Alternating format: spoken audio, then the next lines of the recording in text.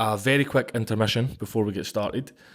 Kate and I have one request. If you've been listening to these podcasts and if you've been finding value in them, or you know someone else that's finding value that would find value in them, all we request is that you could share this with that person or the first person that comes to mind. With your help, we can all share more maker stories and get makers, artists and craftspeople the recognition that they deserve. Thank you very much. Welcome to this week's episode. In this episode, we sat down with Alex Simpson of Beorma Leather. Alex is as passionate about leather work as he is his team and the skills that he's keeping alive. Alex, if you're listening to this, thank you very much for your time and your hospitality. And to everybody else, enjoy. But like, it is great when you find great people who could just do amazing things and it's just, yeah, like Alison for me she buys all of our stuff and she just knows, she's done this for 40 odd years and she just knows everybody in the industry. So I'm like, oh, can we do this? And she's like, yeah, I'll just ring up so-and-so and we'll just like, I'm sure they can do that. And it just takes so much weight off your shoulders to be able to just you don't have to spend that time doing it. And know it's going to be done really, really well as well. How would you even find whoever she's going to phone? Like, you don't know, she just got... wouldn't, exactly. Well, you spend hours Googling and then you might not get the right person, whereas she's done it, like I said, for 40 years. So she's just like, she's constantly got somebody she knows she can ring up and you know, a lot of that stuff comes local. Abbey England, they're just around the corner, their foundry's just around the corner. So she normally drives into work and picks up our buckles on the way into work if we've got an order coming in. So that's awesome. Quite nice as well. It's all relatively local. Because where we are in Walsall, that was the epitome of leather work in the UK for a long time, right? Yeah, so like Shoes is Northampton. Yep. But like when it comes to saddlery and from the back of that fine leather goods, Walsall was, like 30, 40 years ago, you couldn't miss a company if you threw a stone. And then just with like that demise of UK manufacturing, Walsall's been like smashed because of it, because everybody was in that industry. That industry then moved abroad because it was cheaper to make abroad. And it's all generational. Like most of the people that work here will work for Whitehouse Cox. Their mum or dad would have worked there and then they got a job when they were 16 and then worked, and then they would have done the same for their kids or their nieces and nephews. And all of a sudden that industry's gone and it's still going. Like there's the company just around the corner, about a mile down the road, has just sold. Lee's that was a fine leather goods manufacturer. That building's it'll probably become flats. That's just been sold. Obviously Whitehouse Cox was probably the biggest fine leather goods in the UK. Closed to, I mean that's how we were born, but that place closed. Like there's just not much left anymore. There still are some, but there's really not many. Like not comparison to when I was a kid and would have come here. I remember coming to Walsall. My dad brought me to Walsall to like get some leather. I can't remember what it was. I like to romantically pretend it was Whitehouse Cox, but I don't know. And they gave me like a piece of leather, and I went away and like started stitching together this thing. But there was like loads of companies at the time, and now there's like hardly any. Yeah, like, scary. It's all abroad. Do you feel that responsibility? It was one of the big drives of doing this. Like one of the big drives was like, how do we? It sounds a little bit egotistical, so I'm always a bit like, do I sound like a bit of a prat saying it? But like, how do we try and keep this thing going and alive? And while like, yes, I love it and I get to do it, but it was also like there's a huge amount of people here that if they were all made redundant, you'd never get them back together again. You'd never get that skill set together. Like 700 years plus experience on the factory floor. That's wild. Like if you lost that and they all dispersed, you could maybe get 3 or 4 or 5 back together. So, and that's kind of why it was such a mad rush. I was like, if we don't do this immediately, you're all getting made redundant in December. I can't do January. I just physically, there's no way I'll be ready by January. But I think I can do it by February. And if we don't do it and you're all unemployed, you're going to have to go and find employment. You've all got bills and mortgages, and if we don't do it really, really quickly, we're not going to do it. We're never going to do it, and it'll be lost forever. Yeah, once those people go into other workforces, you'll never get them back. Do you get them like back? You wouldn't, and how would you even find them? And so, yeah, like huge responsibility. It's like, can we try and do this and keep it going? And like the biggest drive really is like, let's keep all of these amazing people employed doing the thing they're really good at doing, because there's nowhere else they can go in terms of the leather industry and carry on doing what they're doing. So if this wasn't a thing, then I don't know what they'd be doing. Like. Yeah. Caring or working in like friends and families' businesses or something, but it would very unlikely be even 10% of them would end up in another leather business, because there's just not many left around here. Yeah. So yeah, like loads of pressure. Yeah. One of the things that keeps me awake at night is like, let's keep this place going and like let's make sure it lasts, and you know, touch wood, it's doing all right and we're going there. But yeah, there's a vast amounts of pressure and like having 29 people's mortgages sat on our shoulders sort of thing effectively. Good fuel though. Yeah. Oh, it's incredible, don't get me wrong. Like the sense of fulfillment and pride in it is massive. It's funny because I almost provide now a counselling service to some of my squaddy mates. So Right. like everyone I know, to a man and woman, who, especially within my trade, which is quite a niche, small knit trade, like very, very small, like 300 people in the entire British Army did it. There's not very many people doing that job. And all the guys and girls that have left either end up contracting, which is what I did, private security work. But every single person has like just lose that fulfillment that you get from being in this kind of like niche thing that you're really passionate about and you've got loads of energy for and you've trained for a long time to do it. And I think I'm really, really lucky that I have a passion that's not that. And I've somehow, luckily, turned it into something that is a reason to get excited about getting out of bed every day. And so like a lot of my mates, I had a mate here yesterday who's currently working abroad and is thinking about coming home and he's like, I don't know what to do. And I'm like, so I have these chats with everyone and I feel like immensely lucky that I have this incredible thing that I love and I'm really passionate about and I get to do on this insane scale. So yeah, it's incredible. It's terrifying. It's fun. It's sometimes not so fun. It's sometimes really, really scary. Like it's just brilliant. Like it's really, really good. So yeah, it's a wild journey of emotions. My face has never felt so tired. I'm very aware there's a camera on us, and I feel like. Oh, Also, I have a 20 months old, and I'm about to have another kid. So there's also like 2 kids in a business, all under 2. Like, why not just juggle more stuff and spin some more plates at the same time? But yeah, you find a way, don't you? Like, Do you thrive on that? I think I do actually. Like, I like to think that I don't, but I You're think very high energy. yeah. Like in the nicest and best possible way. I don't mean that as a bit criticism, full on. but All right, like, okay. as soon as we got in, I was like, this is my kind of people. Yeah. This is my kind of Yeah, people. I don't sit still very well, I guess. I probably do thrive off being like doing too much at once.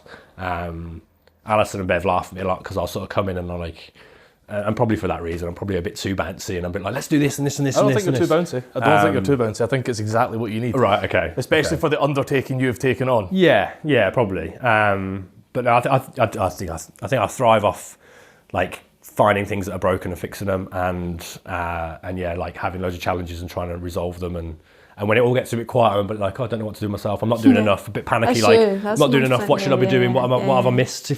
Whereas if I'm constantly like 3 or 4 steps behind and trying to catch up, I think I work better that way, and probably my job conditioned that. Like that's what bomb disposal is effectively, and I've probably been conditioned over 15 years to behave that way. Yeah, we should probably talk about. Yeah, let's talk a little bit about that. So I obviously found you through a Facebook ad you were running, and it was like, was it the back when I made my first leather bag? that was it. And I was like, so here's a guy who's made a leather. I'll butcher this. And That's all right. Butcher away. Here's a guy who's made a leather bag, joined the British Army, served our country, bomb disposal, wild, mind blown, come back, pursued a leather career. Yeah. That's pretty. I've just summarised that in 3 that's seconds. That's my life since about the age of 12, I guess. That's not butchered. That's pretty accurate. There you go. So yeah, like as a kid, so I've got a bit of a cold, so I'm a bit nasal. As a kid, my dad I think at school someone put some leather in front of me and I played around with it and I really, really liked it. And then sort of mentioned that when I came home, my dad was quite artistic and sort of leapt on that and was like, well, here's some leather saws and let's go to Walsall and let's see if we can get you some leather. And like someone just gave us this piece of leather and I was like, wow. And then like played around with it and was like making like armour and just bits and pieces like as a kid, like playing with stuff, like what can I do? And then for my brother's 16th birthday, I made him a bag, which is great and terrible at the same time. It's the bag that's in the ad. You'd have been 13 at So I'd that have been point. 13, yeah, because it was his 16th birthday. And then over the years, I've made him a bunch of. It was actually great. We actually gave him one of the Cliftons 3 weeks ago for his birthday. One of these? So like full circle. So I've always liked messenger bags. That's like my passion. And so over the years, he's had probably like 4 or 5 or 6 off me for like various birthdays. And then he's like probably my biggest supporter. Yeah. Probably next to Lou. Lou's obviously my biggest supporter, but like in terms of like everyone else, he's like always like passionate about me progressing this in one way or another over the years. And so it just felt absolutely right that obviously he was going to get, like, before the bags went live, the very first person to have one of ours was going to be him. And so so made those and just over the years I've made various different things. He now has a company which, and I'm going to butcher this, I always do, but effectively like event management, event planning. Okay. But he's a makeup artist and a body painter by trade. Okay. Phenomenally talented. Oh, wow. And so he does these like incredible parties where there'll be like a Midsummer Night Dream party where there's like fire breathers and acrobats all dressed cool. up in characters. Yeah, yeah. So I've made like armor pieces for that and various costume pieces for that over the years. And like that highly tooled kind of crazy things have been my passion. And so that's always kind of followed through. And people in the military all thought it was really weird. So I'd be in my room like tapping away at a piece of leather, which is obviously odd. And you know, you're in a niche group of people that are all very similar. And then you've got someone who's also doing this quite strange thing, like making costume pieces.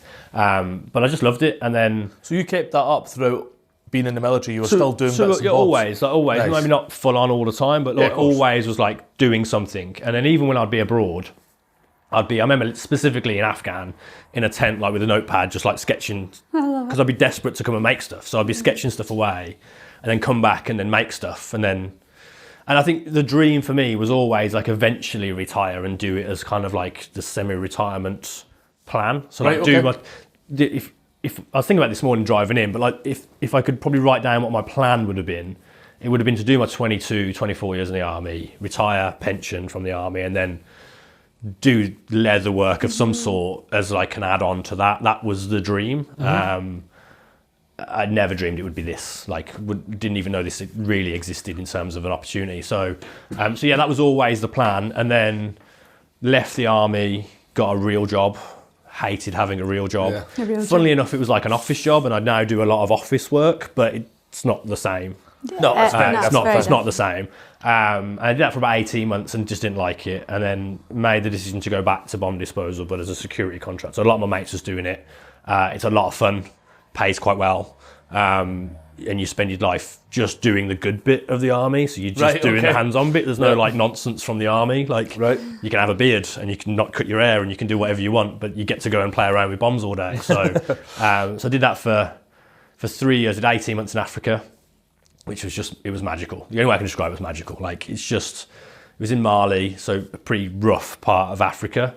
And we were training up UN soldiers to do bomb disposal, which was an insane concept because we'd worked mostly with like the Cambodians, the Sri Lankans, the Egyptians and the Nepalese. So we'd get given these guys and say, you're going to train them up and you're going to mentor them when they're going out there to do stuff. Basically keep these guys alive while they go out and do stuff. And you'd get, different countries have different levels of qualifications turning up. But like one guy I got given was a greengrocer 2 weeks before, and I was told, mate, this guy a bomb disposal operator in 9 weeks. Wow. And then you're out on the ground with him. So it was an interesting time. It was really, really good. And Africa is beautiful. You go out on these long convoys for 3 or 4 weeks, living out of a truck, sleeping under a poncho, like no light pollution. So like the stars are incredible. Like the country's beautiful. It was amazing.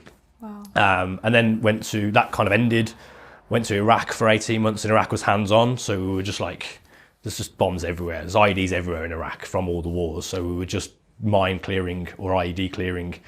You go out every day and pull like 2 or 3 IEDs, and then you go home and you just repeat that for 3 months and then come home for 3 weeks. So these are IEDs that have been left post-war. Yeah, just going out and clearing the streets. Yeah, so we without going into in too much boring detail, you get given an area and be like, so Ramadi was a big place that like the American war, like just was a big like hub for ISIS. Yeah. And it was just surrounded by IED belts, so like just improvised explosive devices, and there'd be like 5 rows deep of bombs for like 2 miles. Jesus. And every 10 metre there'd be a bomb. Like, so you'd be like thousands of IEDs. And at the end of it is great because you'd put a yellow flag. Part of the drill is to put a yellow flag where there's a device. So at the end when you've cleared that area, there's just like a sea of yellow flags. Oh, wow. It's really, really cool. And then again, there'd be 2 of us, there'd be 2 sort of like Westerners, for want of a better term, and then there'd be like Iraqi civilian teams that were trained up to work with us. Right. And so between you'd kind of go out for the day, and like you'd have an area which might be,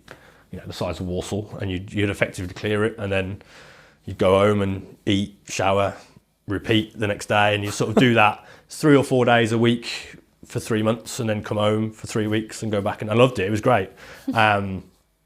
And then we got pregnant, and I was like, well, this isn't going to happen anymore. It changed my entire mentality. Yeah. So literally overnight, like literally. Wow. So I found out, I landed back in Iraq for 3 months rotation. We found out we were pregnant that day, and I was like, well, this is great. What a great way to start. But I was like, let's just do 2 more of these sort of 3 month rotations, and I'll come home. And then we'll figure something out. And the plan roughly was, let's do some leather work, which we'll get on to talking about leather work in a minute, I guess.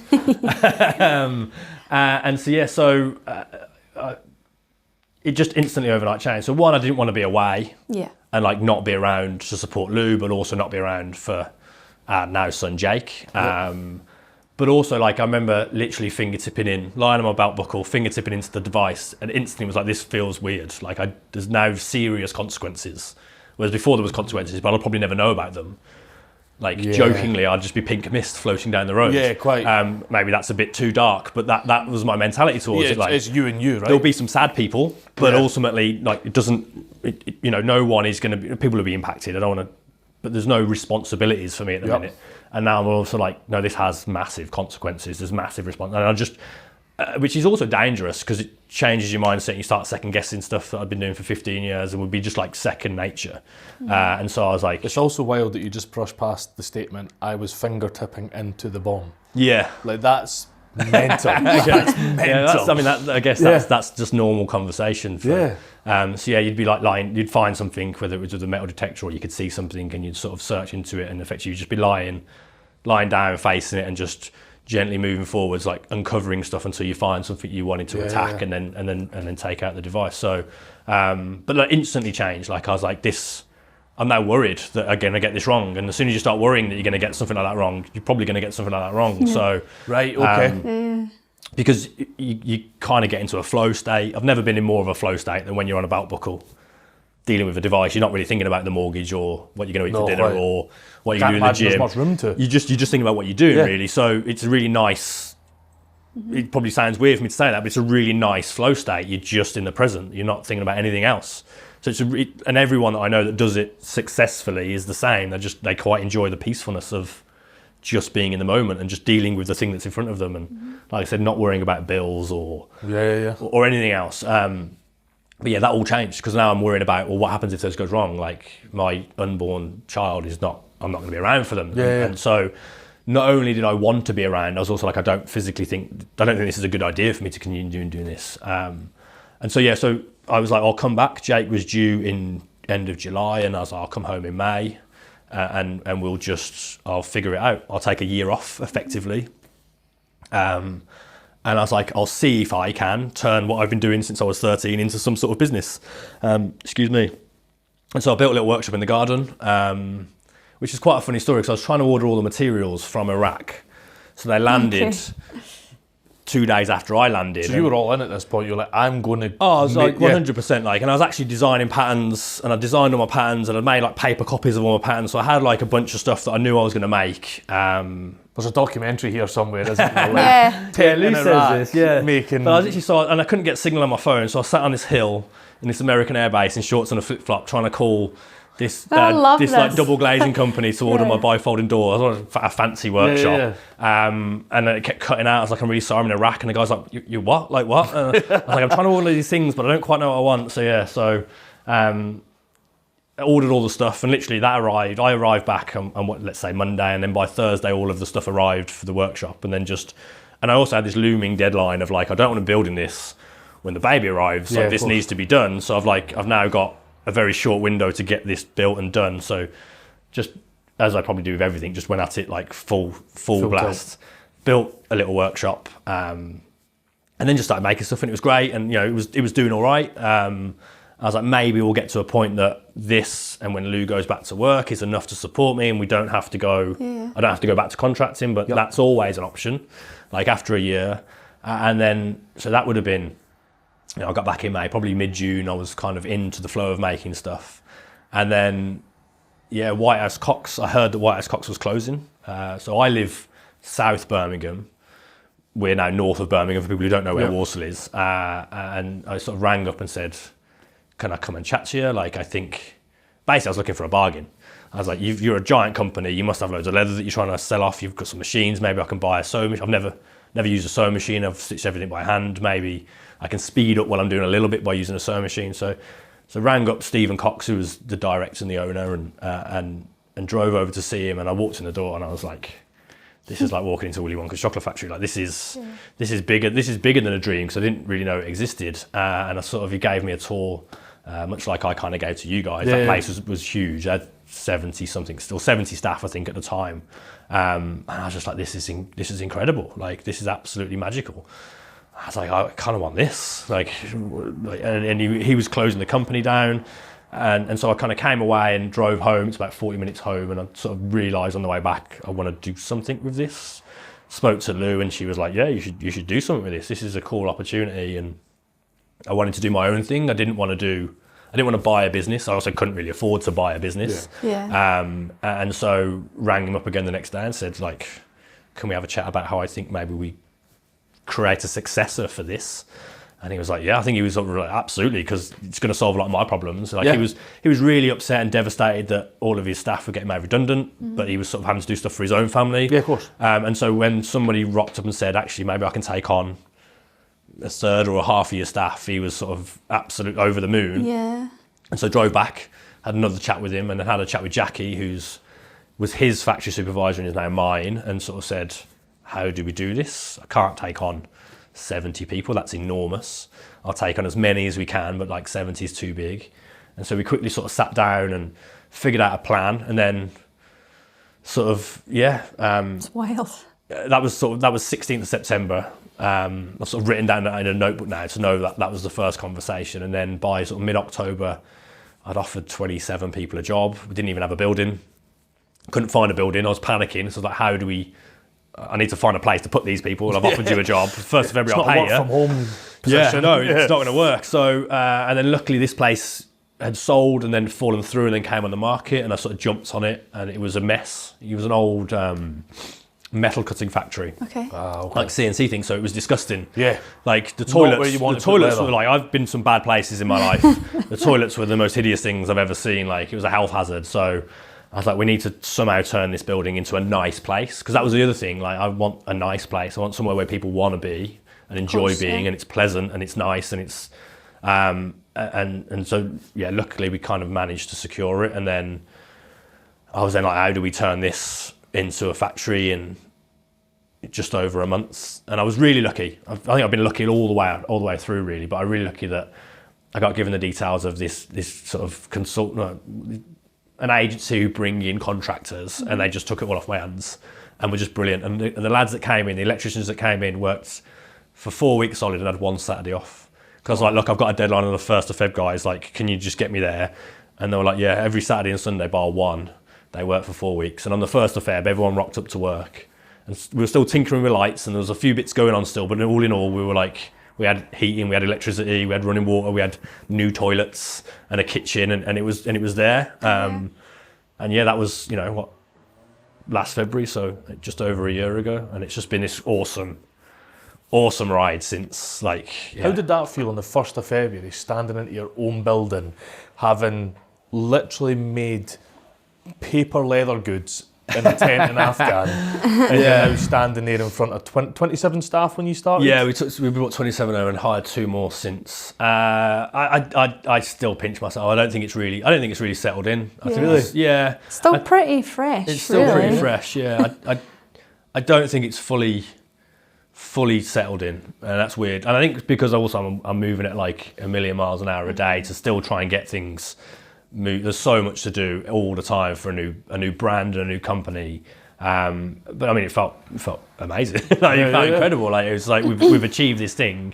So yeah, just wonderful. And there's like waves of it. Like, there's waves where it does hit me, and I'm like, I can't believe we get to do this every day. I can't believe I get to drive to this awesome thing that's ours. And yeah, there's like terrifying parts of it where we've got to keep 29 people employed and busy and paid. But there's also this incredible thing where, like, we make all these beautiful, beautiful things that, like, between us all, we design. There's some stuff that I've purely designed and the guys have made, and there's other stuff that one of the guys in the place will come to me and say, I've got this idea, can I have a go at it? And I'm like, I'm always yes. Yes is always the answer. Mm-hmm. It might not always go into production, it might not always make the cut, but the answer is always yes, go and have a go at that thing, because I don't think you don't know what you're going to get. And some of our best selling stuff has come from Door platting about because she wants to have a go at platting a new plat, and I'm like, absolutely, let's do it and see where it takes us. And But it's cool. so brave to, like, it's people like you that keep this thing alive, like skills alive. So there's 27 people out there. Yeah, 27 Hands. people out there all using their hands. Yeah. It's awesome. And And that's then what we young, need. like, so the big drive for me is to bring in like new and young people. So we've got our two newest joiners, recruits for want of a better word, Chad and Caprice. Chad knocked on my door, I'm going to say about 8-9 months ago now. Excuse me, and nervous as you like. I don't think I'm probably quite intimidated. I'm aware that I'm 6'2", and and he was like really nervous. He's like, I've just done some training at like college in leather work, and I really want a job in the business. His mom's in the trade, and I was like, you know what? It's the perfect day. I actually need someone to come and take on. Actually, why I brought him in originally to work with Ian in our belt section.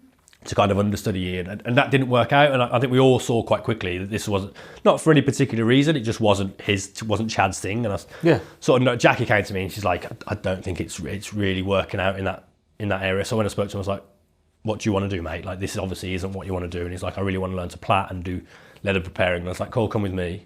So I stood him next to Dor, who's been plaiting for 50 years. I was like, Dor, can you train Chad? And it took him within about a month. I don't think I could tell the difference in some of our belts. So Dor's incredible. She'll go and figure out a new plan and come up with it, and she can do some stuff with her eyes closed. But like our main staple of sort of plaited belts now, Chad can do to the same. I couldn't tell the difference if I laid them next to each other. He's just brilliant, and he's phenomenal. And then his friend from college, Caprice, rang up and said, have you got a job? I've heard sort of you've employed Chad. And I was like, I don't have another preparer's job. I've got to be careful with how many people we bring in. I said, but I do need someone to come and be a sewing machinist. And she's like, I've never touched one, which I kind of guessed she'd never touched. I was like, don't worry about it. If you're willing to learn, I'll spend the time, not me, I don't know how to use a sewing machine properly, but like Kerry and Sue and Dor will spend the time training you up. And so she came in and she's just phenomenal. Like the pair of them, like just, you couldn't ask for someone to work any harder. Like you physically couldn't work, like just every time I walk out there, they're just head down working. And I'm like, you're right, you still enjoying it? I'm like, yeah.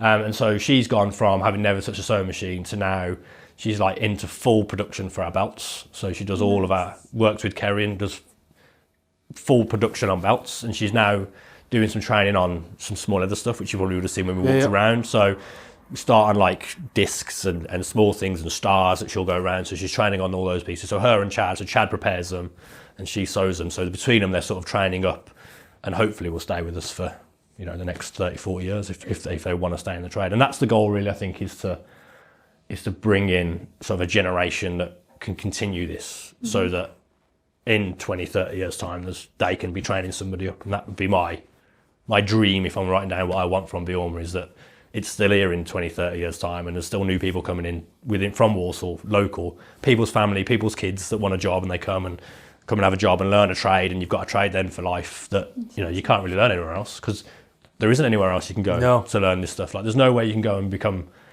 a leather sewing machinist unless you apprentice or just come into a company and join. So it's been cool. It's been really, really cool.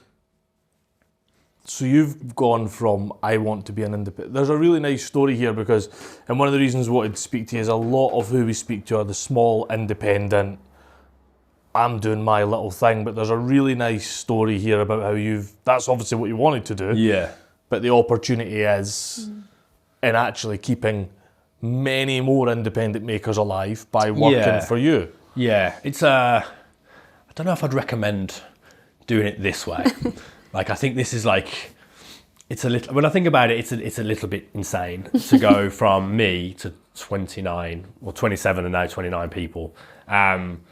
I think there was an opportunity there and I sort of jumped on it and I was like whether it works out or doesn't, it's going to be the most crazy and amazing experience. I think it will work out. Again, and touch wood again, like I think we will get there, but I think in 20 years' time we'll still be here. But it's certainly not for the faint-hearted. And I think I was luckily naive enough to not know how hard it was going to be, because I think if you did really genuinely know how hard it's going to be, you'd really consider, did you want to do it? So I think, going from 1 to 29 is maybe it's probably not even an opportunity. It was just a case that something was closing and I saw this opportunity and I thought it was a shame that that was going to die out and we can do it. I think in terms of growing a business and finding other people to bring in, there's nothing more rewarding than training somebody else, seeing them thrive and flourish, and then having like a bigger arm to the business where you can do more stuff and you can focus on more stuff yourself. That's really exciting.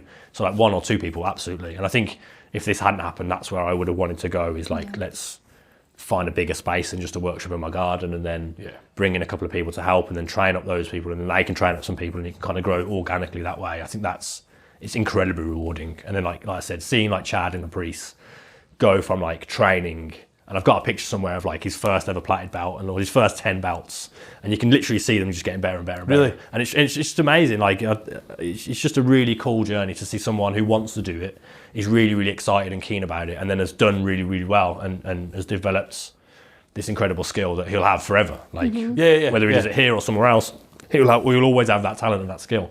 That's incredibly rewarding. So like if someone is thinking about doing it, it's really rewarding. Do you think you would have always done this? Like even if you started yourself small, it sounds like this, maybe you wouldn't have known at the time, but hindsight being 2020, you would have always wanted to get it to this size where you're training other people. No? No, not this size. I didn't dream this size. I never dreamt this big. Really? If I'm completely honest, no. Like the dream for me, and again, I never wrote this down, but I think it was rattling around the back of my head, was like maybe 5 or 6 people, like including me. That would have been like as big as I would have dared to dream. Right. And that would have been like years and years away from where I was. This was never even conceived that I would have the opportunity to have something this big. Because it's a beast. Like it's a like a self-perpetuating beast of just like amazing but terrifying things that like happen every day. And while I wouldn't have not wanted this, I just never conceived that this could be a thing. Right. So it would have been like me and a few others.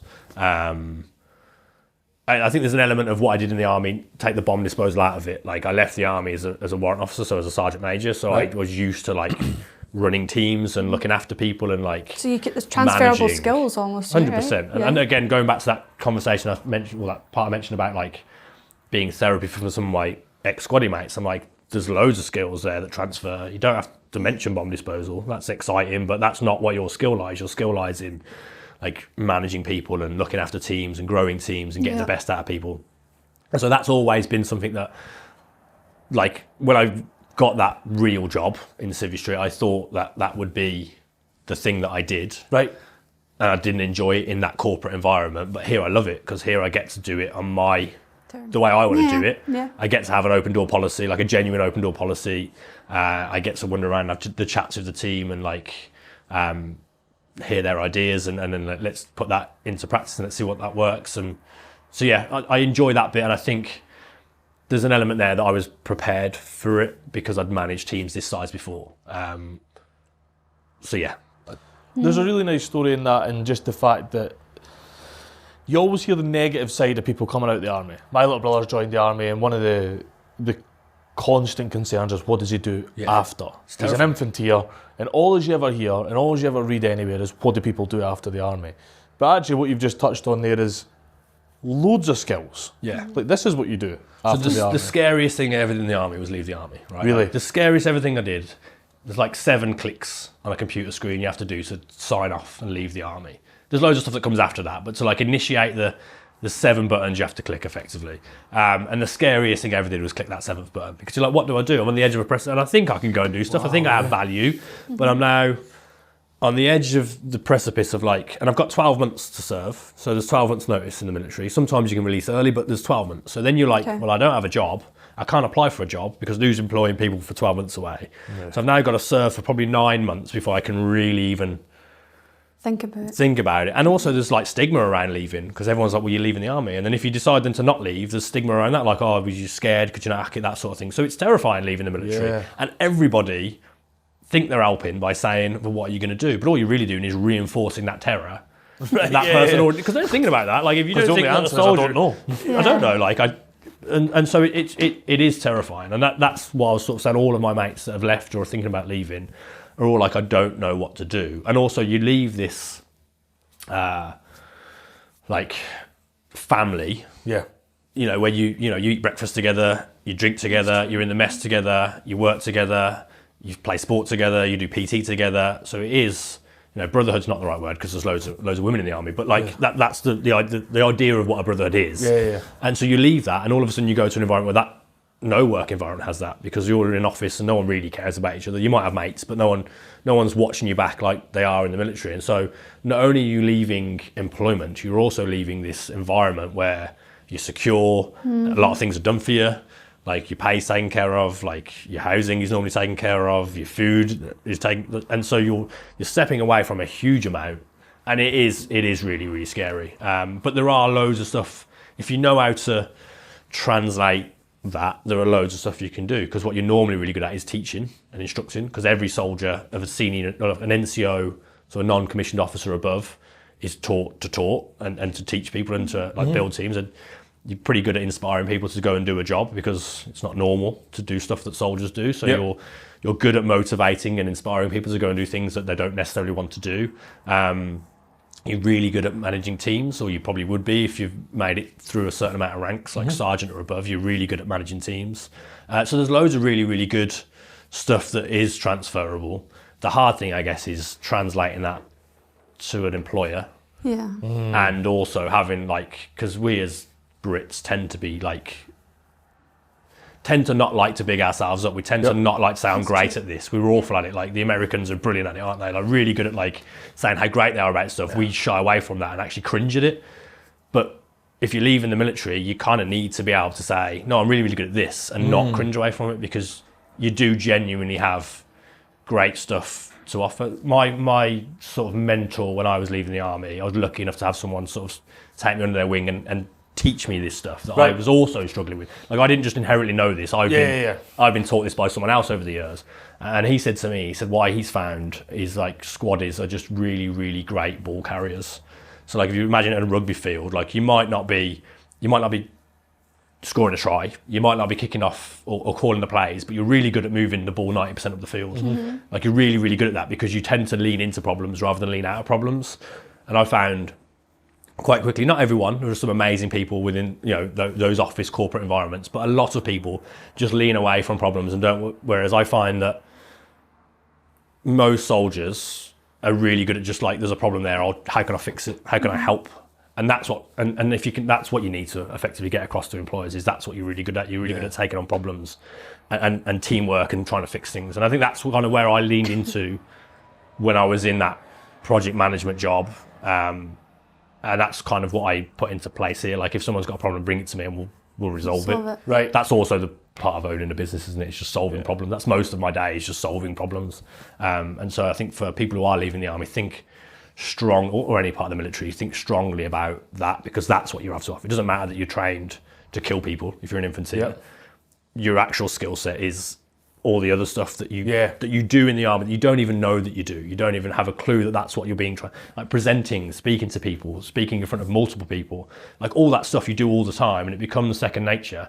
That's not second nature to most people unless you've been trained in it. And I think that's a really great value. So, yeah. You see it a lot and again, Americans are fantastic at realising how good they are at certain things and shouting about it. Well, certainly saying it, whether they actually are is... Yeah, well, exactly, right? So, but you see it a lot in we'll call it the mainstream podcast circuit, the Jocko Willocks, the Goggins. You hear their names pop up all the time, and they're all ex-military, they're all highly disciplined, really good presenters, and they just run with it. Yeah. They take whatever the thing is, the problem as you've framed, and just run with it. And it always looks successful. It always looks polished and clean. Yeah, I think having the confidence to do that is hard, and that's the challenge. That's the real challenge. Is understanding it and having. I was again very, very lucky. I've been very lucky for a long time. I keep saying I'm lucky. I think I am very lucky, but I was lucky enough to have someone explain this and sit down with me and genuinely say, "This is a thing now. You've done all these wonderful things, but on the backside of that, all of these soft skills that people call them are that's." You're really, really good at that sort of stuff. So sell that. Yes, bomb disposal doesn't translate to any normal job, but all of the other stuff does. And I think as you were saying, It's a good way of thinking about it. doing that and having the confidence to do that and understanding that. But if you can have that, and I think probably that's where like the kind of when you leave the army, there is a great package that helps you transition. Right. But I think that's what's missing is understanding that's your skill set. It's not that you're an engineer or you're an infanteer or whatever you might be. Your skill set within the civilian environment is all these other amazing things that help you become a soldier but aren't a part of your daily specific job as being a soldier. So I think that's helped me set this up and kind of move forwards with stuff and keep people motivated and make it a nice place to be. And you also see really terrible examples of that in the army, like really bad leaders that should never be in charge of anyone. And you can learn quite quickly, I don't want to be that person. I don't want to be that bully type shouty person. And not even just in the army, in any environment. And so you can learn from that and be like, actually, what do I want? If you are setting up your own business, like, who do I want to be as a boss, but also as a person? Do I want to be someone that people can come to? Well, I'd like to think most people who want to employ people do, but have a think about what that is. Because as soon as you employ, I said this to someone the other day, as soon as you employ people, you effectively work for them. Because if you're leading, you should be serving. So I effectively work for 29 people because their lives are on my shoulders now, as you said before, their mortgages, and also their problems. Like I want to help them if I can. So if someone comes to me with whatever it is, whatever it might be, a tax issue or something else, that's my problem. And so you might be the boss, you might own the company or be the MD or whatever it might be, but you actually need to serve these people, because if you don't, they're not going to hang around. No, absolutely. And then it's this really vicious circle, because if they're not around, then your problems become amplified, because they're the great people that make all this happen. Right? All I want to do is highlight them, right? Like without those guys out there, we don't have these wonderful products. And there's a bit of both sides. Like without having me, Alison, and Bev, who sat in the office side, they don't have any leather to make out of it, and there's no one's doing payroll and all those other bits. But ultimately, without these incredible people that make these incredible things, the business doesn't run. So it's, it maybe sounds a little bit romantic again, but it's like an ecosystem. It all has to work, and everyone has to be happy to an extent. Not everyone's always going to be always happy, but everyone needs to feel valued and heard. And in general, like 80% happy with what's going on. I think if you can achieve that, you've got probably you will have a successful business. As long as the product is also Good. a nice product, right? Once we will get into talking about the actual product. So, from someone who loved leather, it was inspired by leather, but what you've touched on there is really your skill set is leaning into problems and solving problems.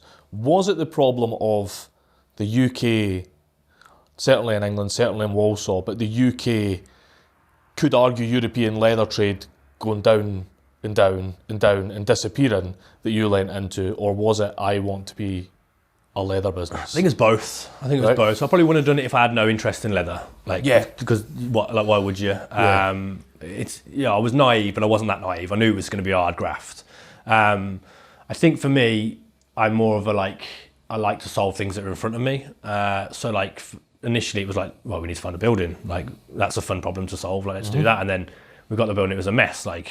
At one point it was -7 degrees. I had COVID and I was painting the place. I like that sort of. I like to be I need to get this done, and what are the next 10 steps we need to do to get to sort of X or Y. I think saying I want to solve the UK manufacturing is probably a little bit egotistical. No, it was that what yes, I wanted to sort of keep something within Walsall and keep Walsall.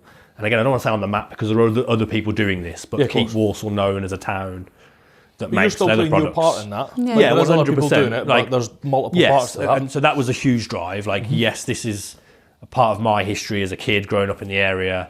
I would like to continue to keep this going for the next however many years we can keep it going, and the dream would be that it outlasts me. Maybe one of the kids wants to run it one day and they do it, and then there's some amazing companies around the UK that are really Crockett and Jones springs to mind as a shoe company. It's 100 and something years old, still family run business. That would be the dream for me. We stay here, we're still here, we're still keeping families coming through and training and supporting sort of the community in terms of being a big business that is known to be a good place to work, and is known that you come here and you're looked after and you'll have a job for life if you want one. That really appeals to me, and I guess a part of that is it keeps kind of the trade on the map in the UK. I guess maybe unintentionally that big, but yeah, like for me it was a bit more local really. Yeah. Like problem That's still of big though. Like local's still big. Oh yeah, It's not a shed in the garden. It's still a big thing. but yeah, no, I think initially it was like X, Y to get to Z. And then as that's kind of grown, I'm now like, yeah, actually there's an opportunity here to do something really long term, something that's quite like global potentially. Yep. We've had some sales to America, we've had some sales to like around Europe. So maybe a bit early to say we're global, but we're kind of getting there. And so like keep Walsall on the map as this like globally recognised, amazing place that's been making leather products for centuries, and still is renowned for exceptional quality. That's the dream, really. Why did you find it so difficult there to say global? I don't know. Interesting. I don't know. Because that is global. You've got Probably stuff the going Brit overseas. in me just being like, oh, I don't want to sound like I'm bigging myself up too much. Maybe I don't know. Yeah. I guess that. Yeah. That was really. I say we're global all the time because we do sell all over the world. Yeah, like, and I guess we are like we sell loads to Japan and we sell like we now That like to me is e-commerce global. wise. So we are global. I guess I don't know. There's an element of like not wanting to. There's an element of just being British there, right? Yeah, I think so. Just not wanting to like float my own boat too much, and I don't know. Yeah, still, I think it's I don't know. I'm getting embarrassed now. Don't get embarrassed. I don't It's necessarily cool. have an answer. I think there's probably just an element of who I am, and that sort of just Still blows your I guess mind you're still doing this. a bit of humbleness, and like I don't want to like Which is never a bad I thing. don't want to shout too much because it just feels a bit strange to sort of pat yourself on the back too much, I guess. But yeah, I guess we are global. Yeah. We've got a shipment going to Japan today, so we are There you global. Yeah. I'm gonna have an awkward sip of water because No, it's meant like I always find it really interesting because there's some people that rest entirely on their work and their work speaks for themselves, which the best makers do both.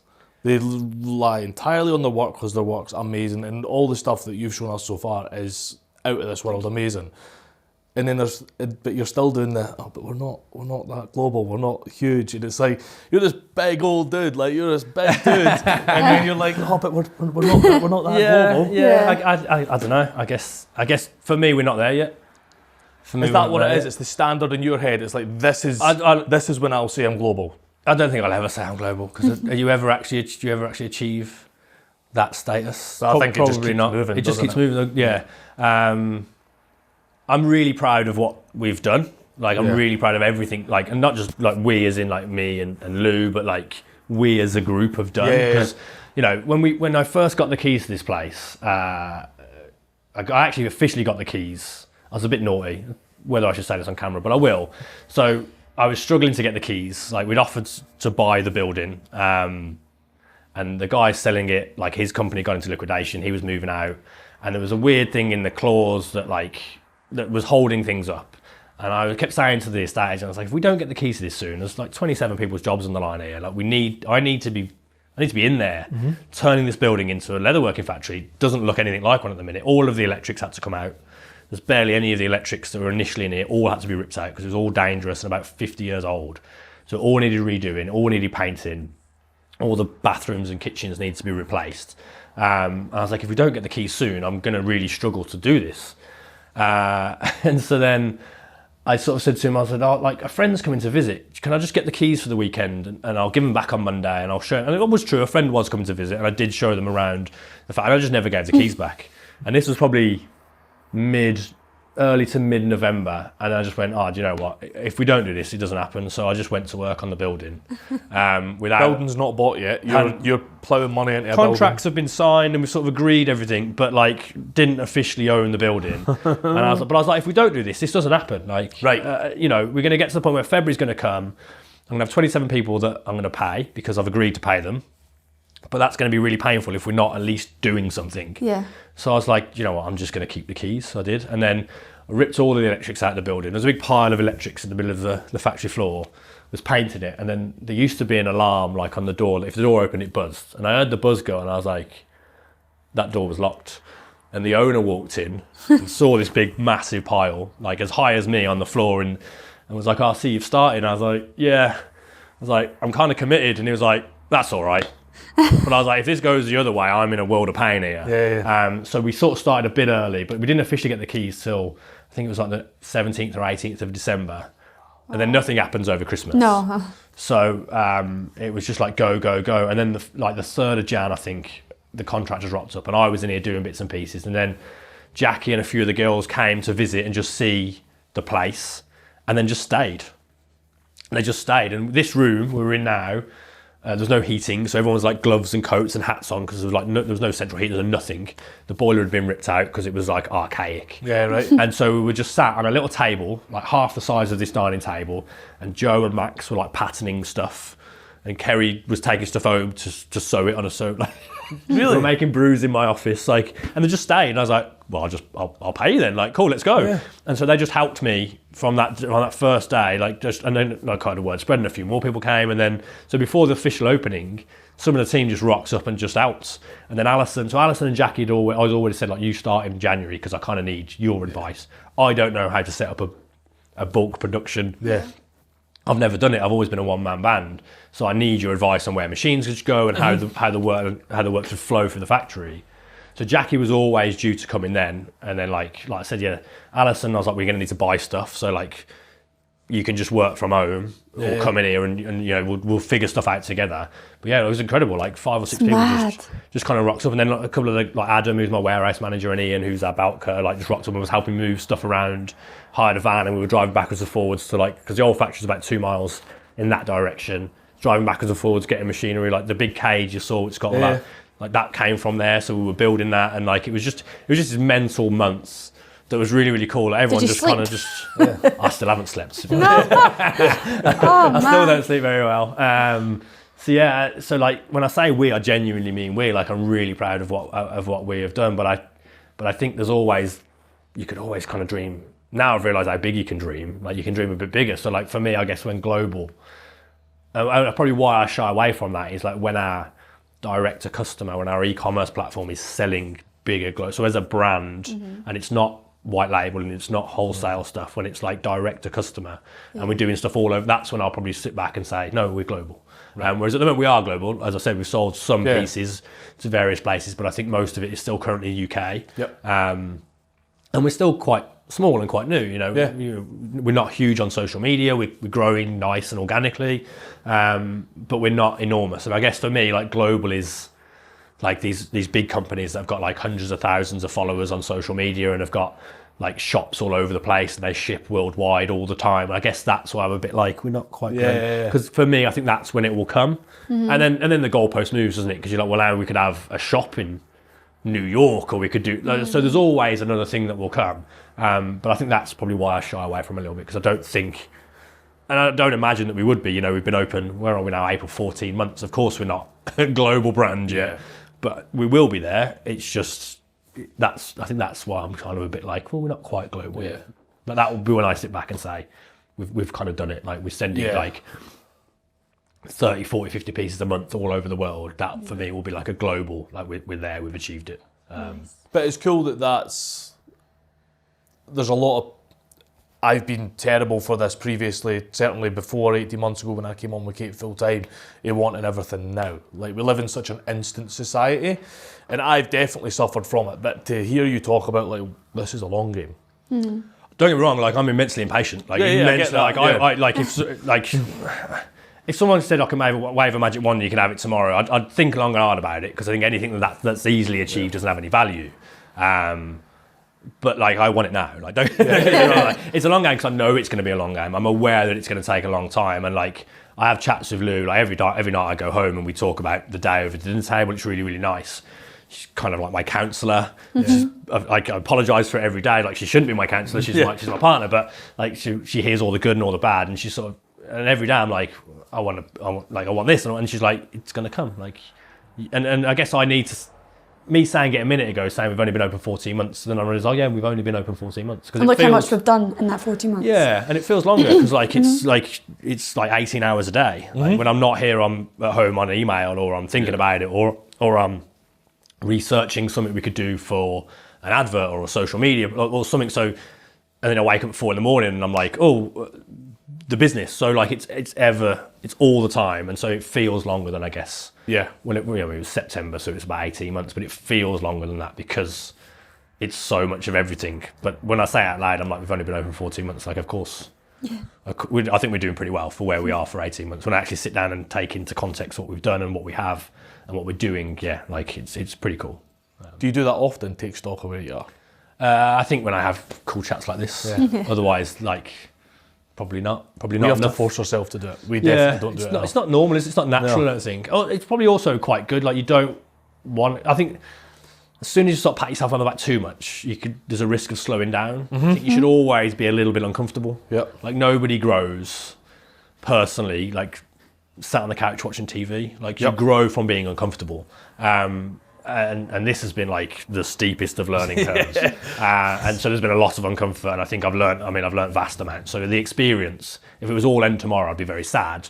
But also I've learned insane amounts of stuff that I would never even have thought that would be a part of the business, like payroll and tax and all those other bits that come with it that, like accounting software and all the other bits of the business that, you think about, I'm going to set up a business that makes leather goods, I'm going to make leather goods. Actually, 90% of my time is not making leather goods. Running It a shouldn't business. be. It shouldn't be. It's running a business. So it's like thinking about like payroll and talking to accountants, and we've got this really amazing software that like tracks all of our orders and all of our accounting and all of our production. And so at any time we can like bring up, like you saw our leather sort of warehouse. At any point we can bring up how much footage of every leather we have, and a wallet takes this much leather and it takes this many buttons and it takes this much thing. And so if an order comes in for 100 of them at the click of 2 buttons, that tells me how much leather we need and how much leather we have. It tells Alison, I should say, how much leather we need and how much leather we have, and do we need to order anything and what are the order times for those things. So that was something I never even dreamed would be a thing, but spent a large amount of money and a large amount of time having that as a system that allows us as a business to be a big business. So there's all these things that I never would have even conceptualized before having those chats, and it took like 3 or 4 months to even realize, we need this thing.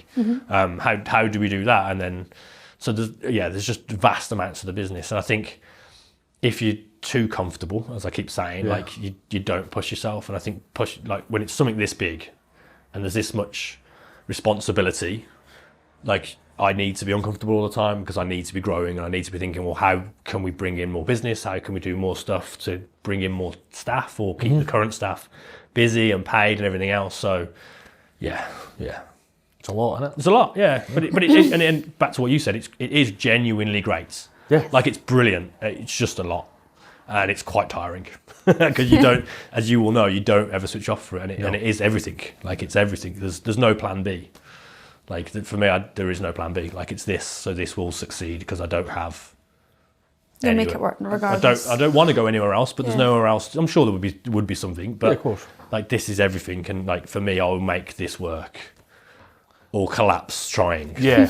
Yeah. Do you think not having, and we talk about this often, but I'm interested to hear your thoughts. Do you think there's more value in not having a plan B? Yeah.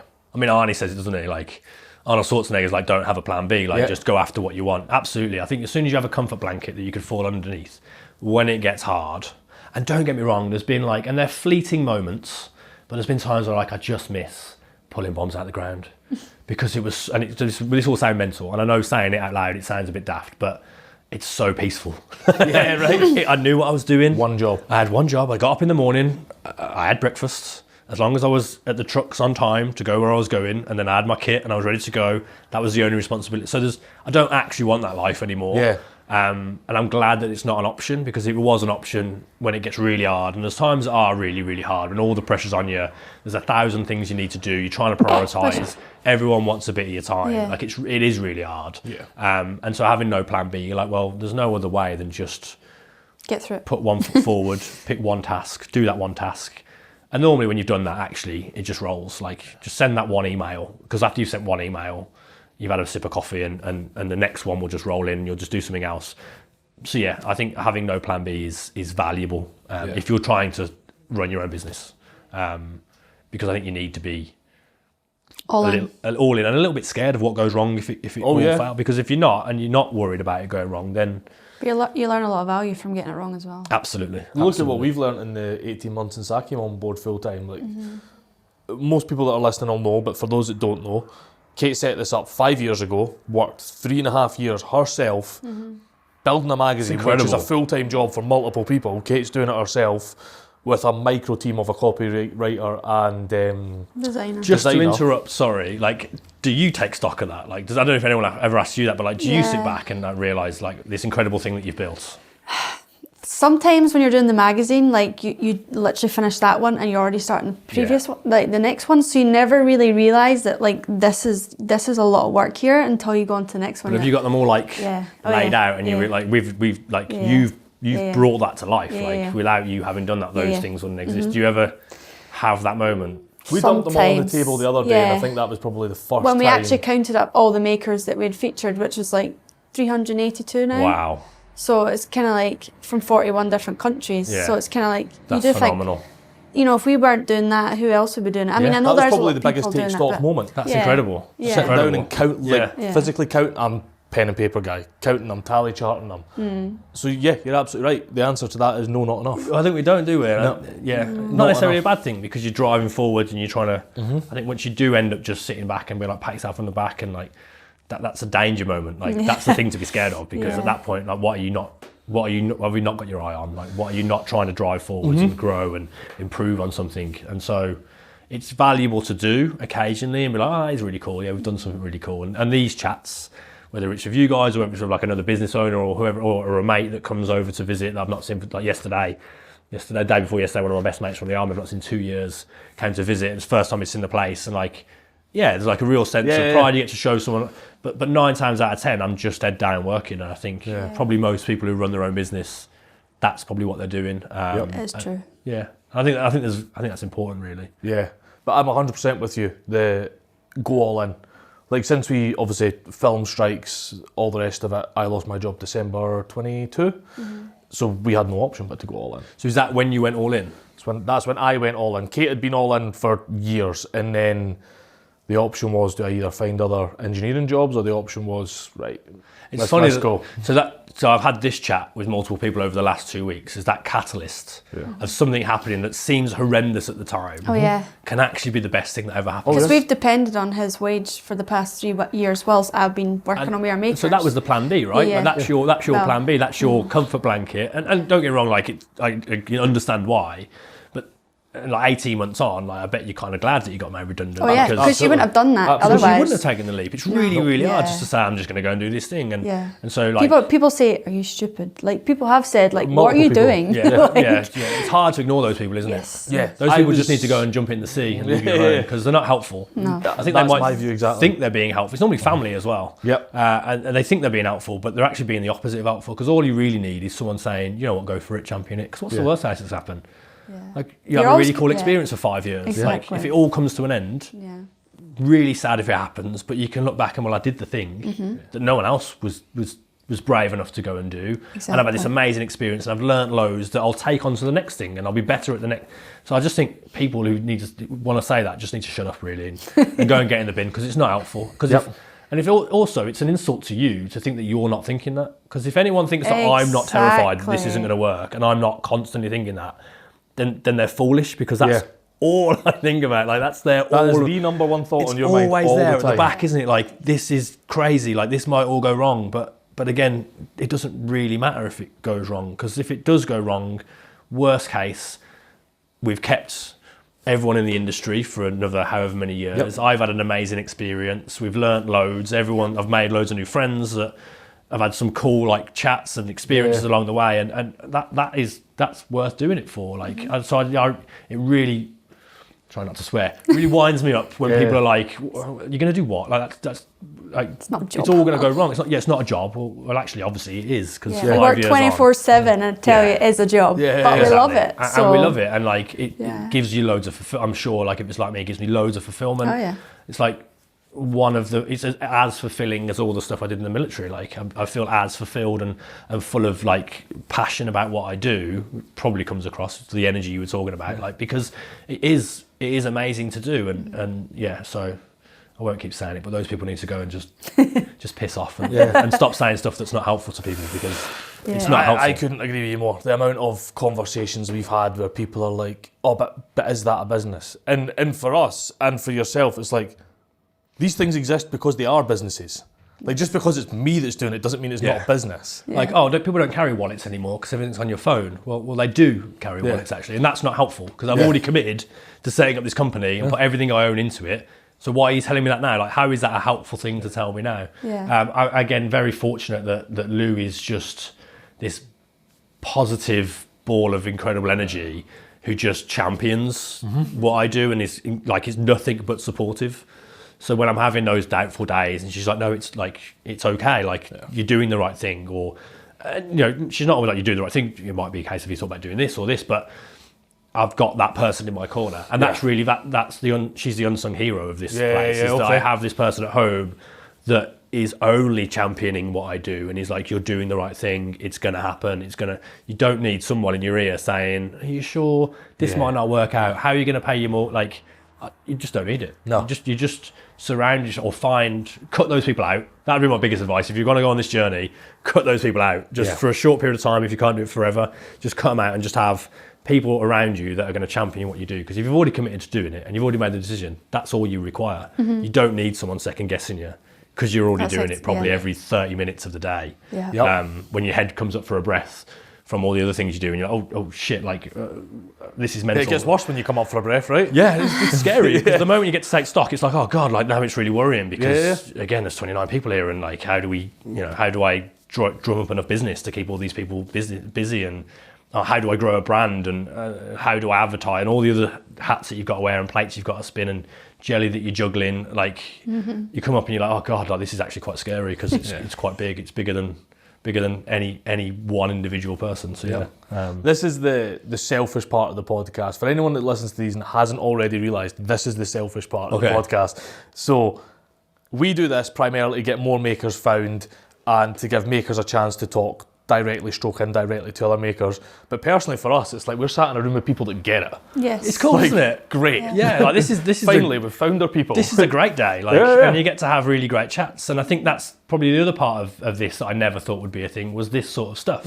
Whether it's business to business, whether it's so we do a lot of white label work, so people can come to us with designs. I don't really do design work. I find that's too difficult. I like to do that for me. But trying to design, like if someone comes to you and says, I want a bag, and that's all the brief you get, like that's impossible. So I really enjoy the white label stuff because I enjoy people, exactly as you said, these really cool creative people coming in and say, I've got these amazing ideas, here's a drawing, here's maybe a really badly made sample, can we make this into a product? So like, yeah, we can. And then you have those really cool conversations about the journey that they're going through and the struggles that they're having trying to get the brand established and like why we're quite big, as a brand we're quite small. And so we're on that same journey as a lot of our sort of smaller, like one-man band, one-woman band brands that are on the same journey. That's really, really fun. Like, so they come in and have a chat and we'll have a coffee and there's some ideas. And then like a lot of the times a 2D picture doesn't turn into a 3D product. So I'm like, well, that won't work.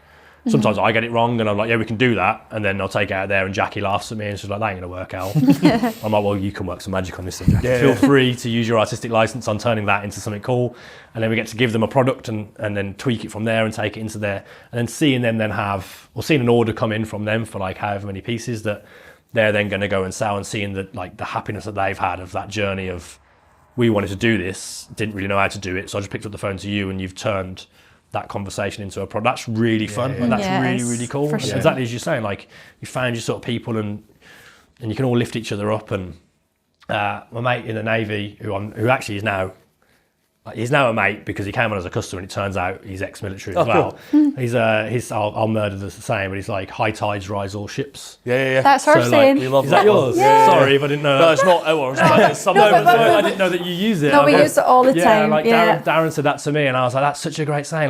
Like for me, there's enough pie for everyone. Like everybody can sit at the table and have some pie. Like we don't need, and we should all be working together to like lift each other up, and that's what for me, that's what business should be. We should all be empowering each other and working together for like, because there is enough.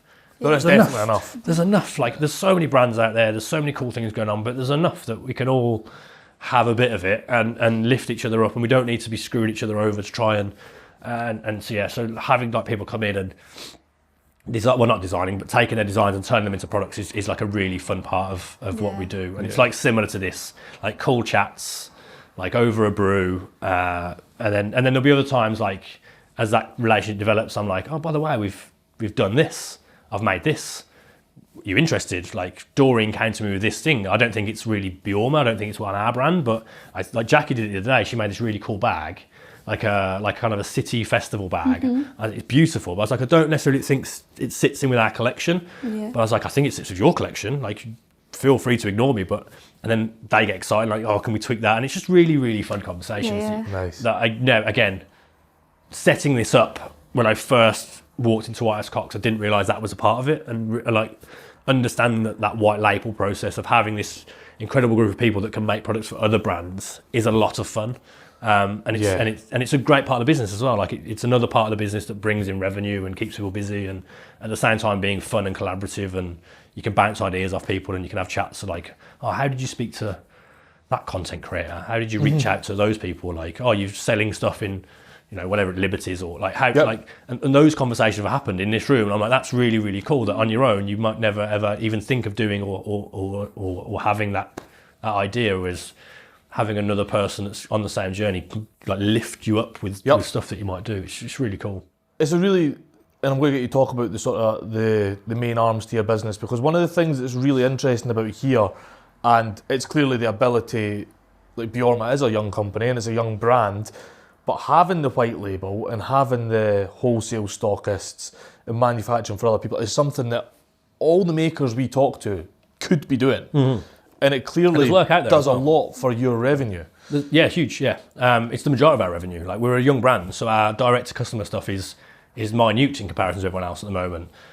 Goes back to that, I feel like we're global when it's a larger part of the business. But, you know, it's there and it's ticking along and it's growing, but the majority of our business is white label and wholesale. White label being, I guess for those who don't know, is making stuff for other brands.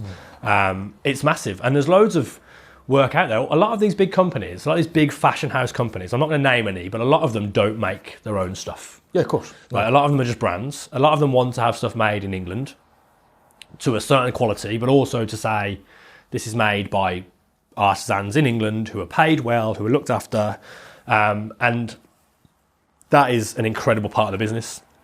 There's been people that have rang us up and I've not taken the work on for either it's not our sort of work, or don't necessarily want to be held to like some of the stuff for the big companies is quite painful. And I'd say be careful on what you take on, because again, don't really want to name names, but like a company got in touch and said, we want this, and then sent me a list of the sort of this dossier, effectively. There's like 15-20 page pack of this is the standard it needs to be made to. And one of the things, and I'll say this because it's mental, so if this is a bifold wallet, one of them was the parameter for when it was closed had to be within 0.5 millimeter.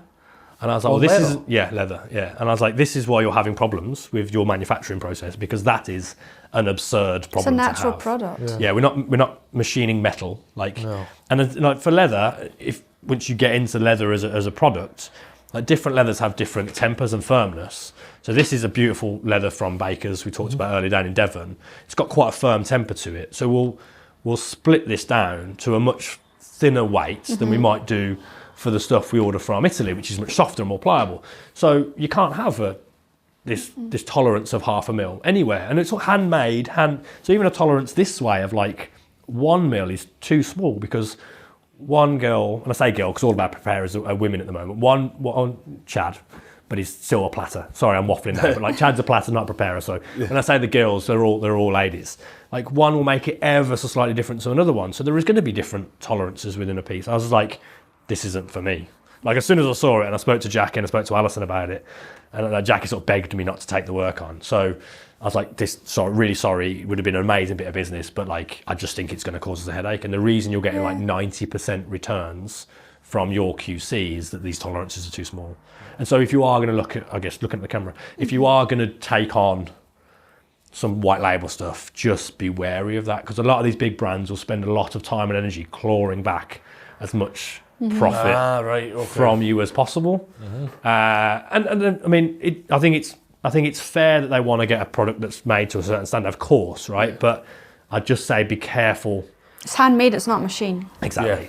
And I think, just to want the handmade product feel quality, but want the machinist tolerance. Yeah, like it's Doesn't not going to really work. work. And I think a lot of the big brands are going to have these tolerances built into their contracts, and then it was all a bit like, well, if you miss this mark, it's like this much of a fine and this much of a fine, and if the label is on the wrong side of the box when it's delivered, there's a fine. And I was just like, this isn't, and that's not that company, but there are companies out there that do that. These really big brands. So all I would say is do it and find the brand for you, like the boutique brands, are the ones I would recommend working for. So like the 1 or 2 shops, but have been around for like hundreds of years, like really well established. You've got like one buyer that you're going to talk to. That's really fun. If you've got a massive brand that you don't know who the buyer is and you're talking to 5 different people, I would probably avoid it. And I tend to avoid that. I'm like, I don't want to put Bev, my sales administrator, through that hassle. Yeah. And so I don't really want the hassle of like all of the returns for like nonsense, or this wallet weighs 5 grams less than that wallet. And that's the thing. Like we've weighed these wallets and it weighs, no, I'm just, it's handmade. Like it's handmade to, in my opinion. And I say it with no ego because I don't make them anymore, handmade to the best standard in the world. If that's not good enough for you, then I don't think you're ever going to find anything good enough for you.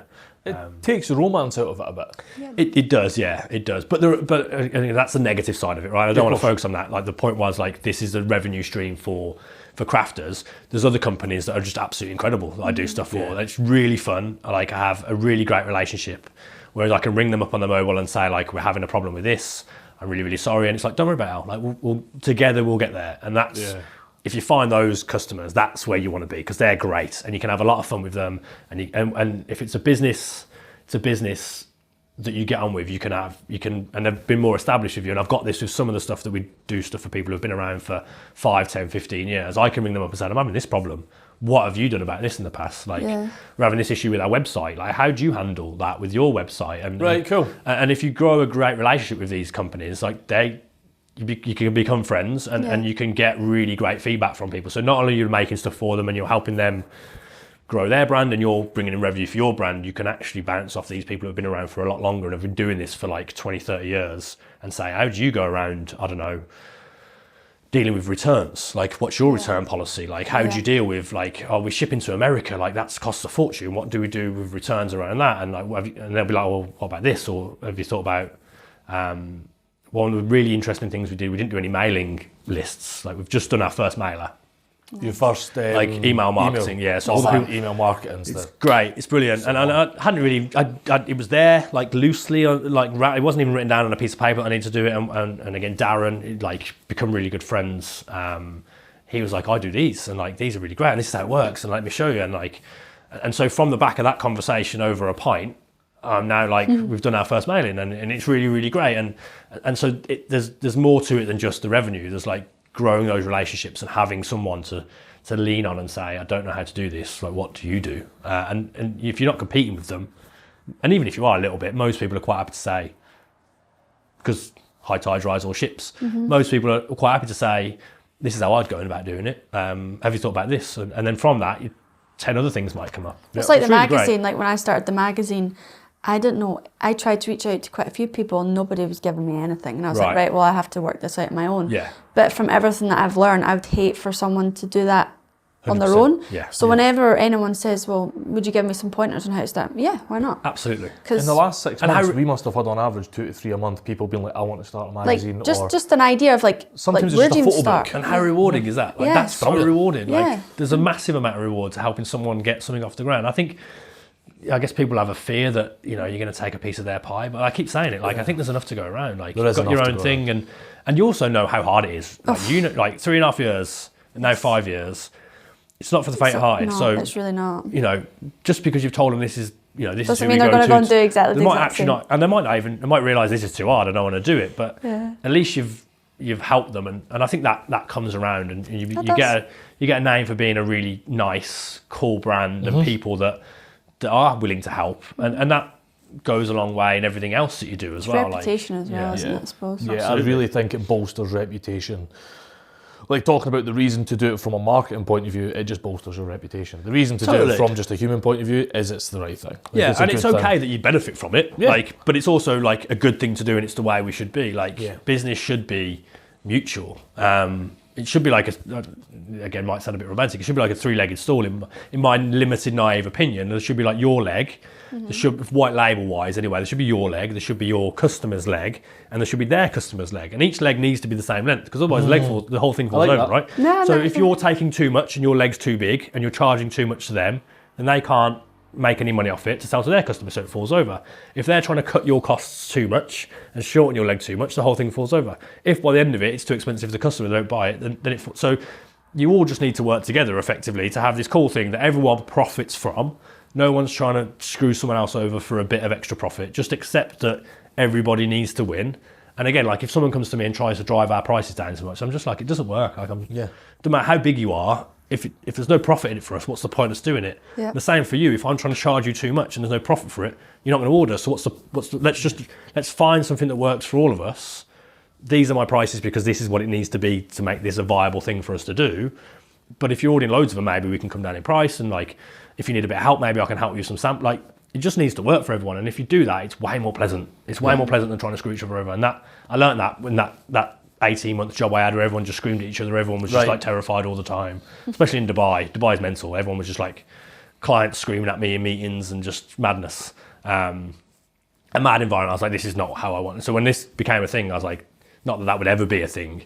I was like, I just want it to be a really nice thing. And I only want to deal with people that get it. And like, we all understand, we're all on the same page, and we're all trying to help each other and lift each other up, and it all ends that we all win. Everyone can win. Like, no one needs to lose in business. We all can win. Especially like this sort of size. Maybe the giant corporations, maybe it doesn't work that way, but I think at this size, everyone I deal with can win from the business. And why would you want anything other than that? Like, I really like that three-legged Yeah, stool it's a good analogy. one. I made that up, so I might have heard it somewhere and forgot about it, but I think I made that up. I'll give you it. We'll go with that. Don't let the truth get in the way of a good story. We'll go, I think I made it. I think I was chatting to someone about it, and it kind of popped out. But I was like, why wouldn't you do it that way? Like, you feel good about it at the end of the day. Everyone gets a bit, and then because of that, it continues going. So in the long run, it's probably better. You probably make more money in the long run because You'll come back Be off for around. longer. because the relationship grows. So you keep getting more orders, and it keeps growing, and it keeps growing, and it keeps growing. And so, like, why would you want to do it? Like, if you screw someone over to get a short win here, you're going to do yourself out long term anyway. So what's the Absolutely. point? And also, you're probably going to, if you don't feel awful about it, then there's something wrong with you. And Yeah. if you do feel awful about it, well, it ain't going to be very fun coming to work every day if all you do is feel crap about screwing people over. Yeah. So, Yeah. yes, that's like a big driving force about whenever I talk to a new potential customer, is like, this is how we want to work. Like, we all need to work together. If we don't, it doesn't work. And I don't want to do it, and you won't enjoy it, and the guys out there certainly won't want to do it. So let's just figure that out day one. And if I get vibes that that's not going to be the case, well, we're not for you. Yeah. Like, thank you very much. Good luck. I don't think there are many other people doing this at this size of white label, so good luck finding someone else. But they're genuinely good luck. But like, good luck finding someone else. I don't think there are many. I've discovered that since starting, that there's not many people doing this at this scale. There are a few who offer like white label work, which has been nice as a business perspective, as a revenue piece. I'm like, oh, people ring me up and say, oh, we've been struggling to find this. You probably shouldn't tell me that, but like, if I was the kind of person that would take advantage, you probably shouldn't tell me that. Yeah. But it's nice to hear that. It's sad in one sense that there's not the scale of that anymore, but as a new business, it's nice because it kind of keeps the lights on and keeps people busy and keeps people working. And so that work kind of comes to us because we can make amazing products at quite a large scale. So there's been quite a few lessons like that along the way, which have been good, which have been a pleasant surprise. How have you gone out to find these people as a young company? So some people, I see stuff and I'm like, I think we could do something really cool with you. Okay, yeah. And so I ring them up. Cool. Or send them something.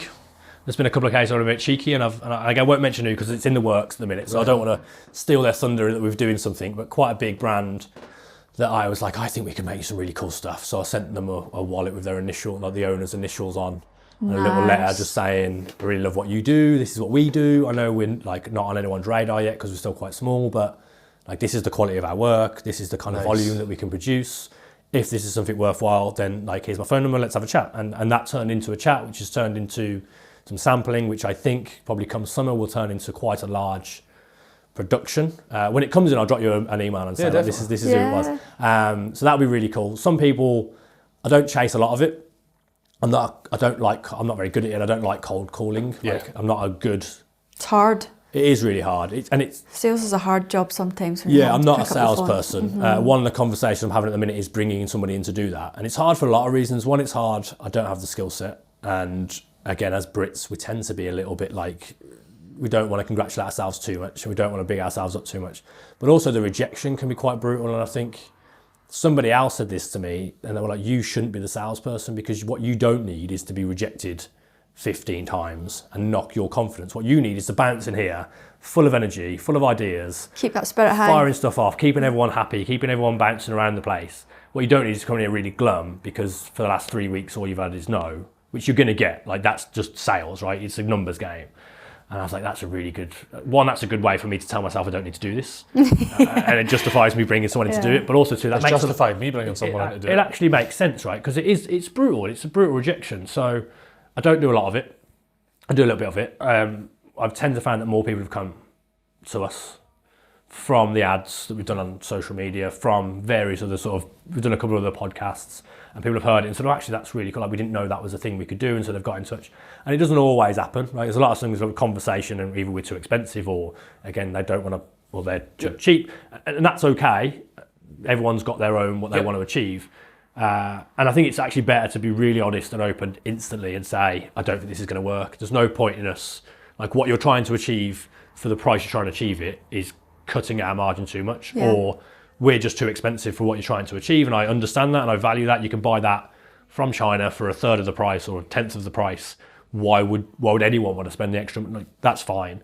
But there's also big, great things that have come about from that. And 9 times out of 10, maybe it's about 10 that this has happened. So yeah, somebody has rang up and said, or emailed or messaged me on social media and just said, like, can we do this? Mm-hmm. And I'm like, normally the answer is yes, give me a call and we'll figure it out. And so I guess luckily I haven't had to cold call too many people. The hard thing now is how we grow that sort of UK brand and how we get into department stores and shops and boutiques and then all those other bits. That's where I think I need help. Yeah. Which I think is also a completely different conversation about understanding where you need help and understanding what you're good at and what you're not good at. Yeah. And if you can, bringing somebody in to do the stuff that are really good at that. So like for me, a salesperson who's really, really good at that, the right person. Like I don't want someone pushy or like. You have to represent. Yeah, 100%. Right. So finding that right person that represents me and the brand in the way that I want it to be done. But I think at this point, I'm like, I need someone to do that. And then the difficulty is how do you find that person and how do you narrow that person down? And that's where I'm at this moment in time.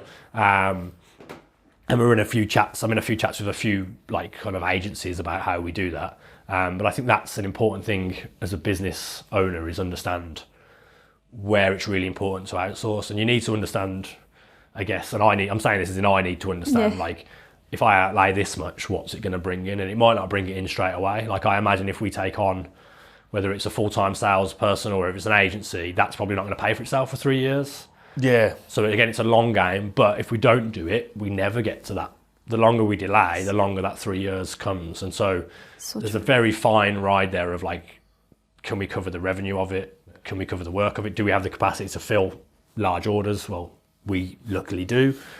Yeah. So how do we go about doing all that? And so again, another thing that like is constantly rattling around is how do we get that to that point where we bring in, and I don't know anything about it. I don't know what a KPI is. I don't know how to generate a contract with someone. So again, another learning curve and like another thing you need to try and understand. And so, yeah, there's I waffling on a bit, but there's always something, isn't there? There's always. So that's kind of where we're going. The white label stuff, as I said, kind of luckily is taking care of itself. That's cool.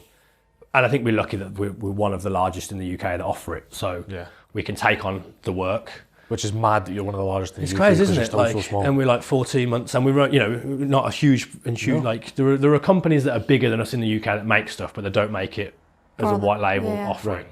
Like Mulberry have a huge manufacturing place in Somerset, but I'm pretty confident they don't offer white label. Like it's all Mulberry. And there was a huge one, and I've forgotten the name, that closed recently and they had like 80 staff. That's just closed. That was down in Devon Way.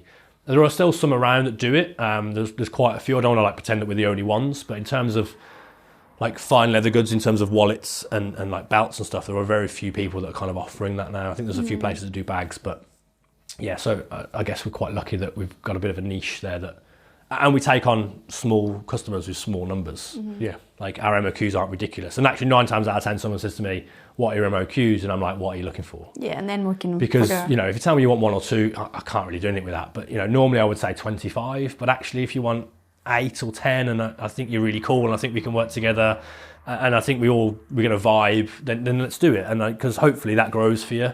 Yeah, and then comes back and does then you more, come back, and then we yeah. can do more stuff for you, and we can grow with you as you grow, and I think that's really cool. So again, I don't think many people are kind of offering that service, and we're probably lucky in the sense that we're new enough and still developing enough that we're not at capacity for production that I can take on these. In 5 years' time, maybe that won't be the case, and I'll be like, I can't take on anyone new for these small projects. We're too busy. But at the moment, we're in this cool place where, it's scary that I need more work, but we're also in a place where I can justify taking on smaller customers for smaller runs and help them kind of grow their brand. And then, as I said, if they grow and it turns into a big brand, and then we're their manufacturers, that's great for us in 2 or 3 years' time too. So It'd be great if you could always keep that, whether it was a separate department. I know you need a lot to do it, because I think one of the main bars for entry from, we obviously studied product design, but one of the main bars for entry for product design guys that want to make something is MOQs.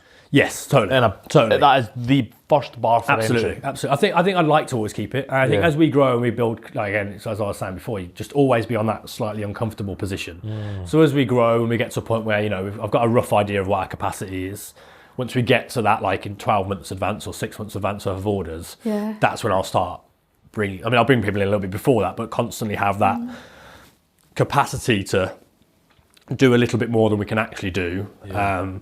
I don't think I'd want to grow past sort of 75 people. I think that would be the biggest I'd ever want to be. We couldn't be here for that anyway. I think we can probably house 40 people here and it'd be a bit tight. I think if we grew past that, it would be finding a new place and doing from new.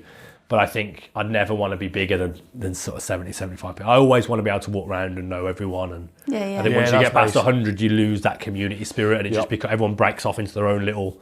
Once you have middle managers in between you and there'll always be a need for middle managers, but I'd just a bit more of a personal level, I think. So yeah.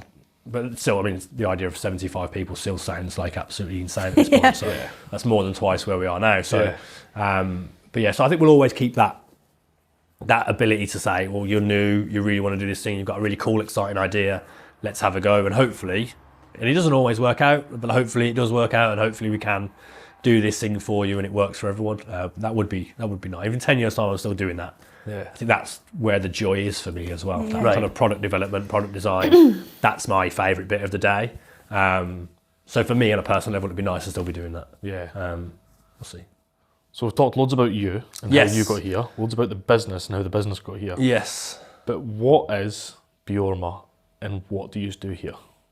Good point. I guess we haven't mentioned it. We've actually not got to that. Yeah, I guess there's some pictures. And some of the best podcasts are the ones that we don't get to the product. what they actually do. Well, look, but let's not forget. There's some stuff here, I guess. So we make fine leather goods. So by that we make belts, wallets, bags, all things out of leather, really. Not clothing. It's that kind of wallet, belt, bag type manufacturing. Dog collars, dog leads, that sort of stuff. And we make it in what I would say is a traditionally fine leather goods way. So turned edge leather goods. I guess to use one of these kind of soft, relatively small. And I think where I'm going with this is the American side of it, which is nothing wrong with it, is chunky leather. We do kind of delicate, fine pieces. They can still be big and robust, but they're quite delicate. They're sort of turned edge, and delicate, fine work that is what we do really, really well. Our bread and butter is that kind of stuff. The team can do most things, but our bread and butter is kind of fine work that's quite delicate. The brand is kind of, I guess this is the brand. How do I describe the brand? I see us as an affordable luxury brand.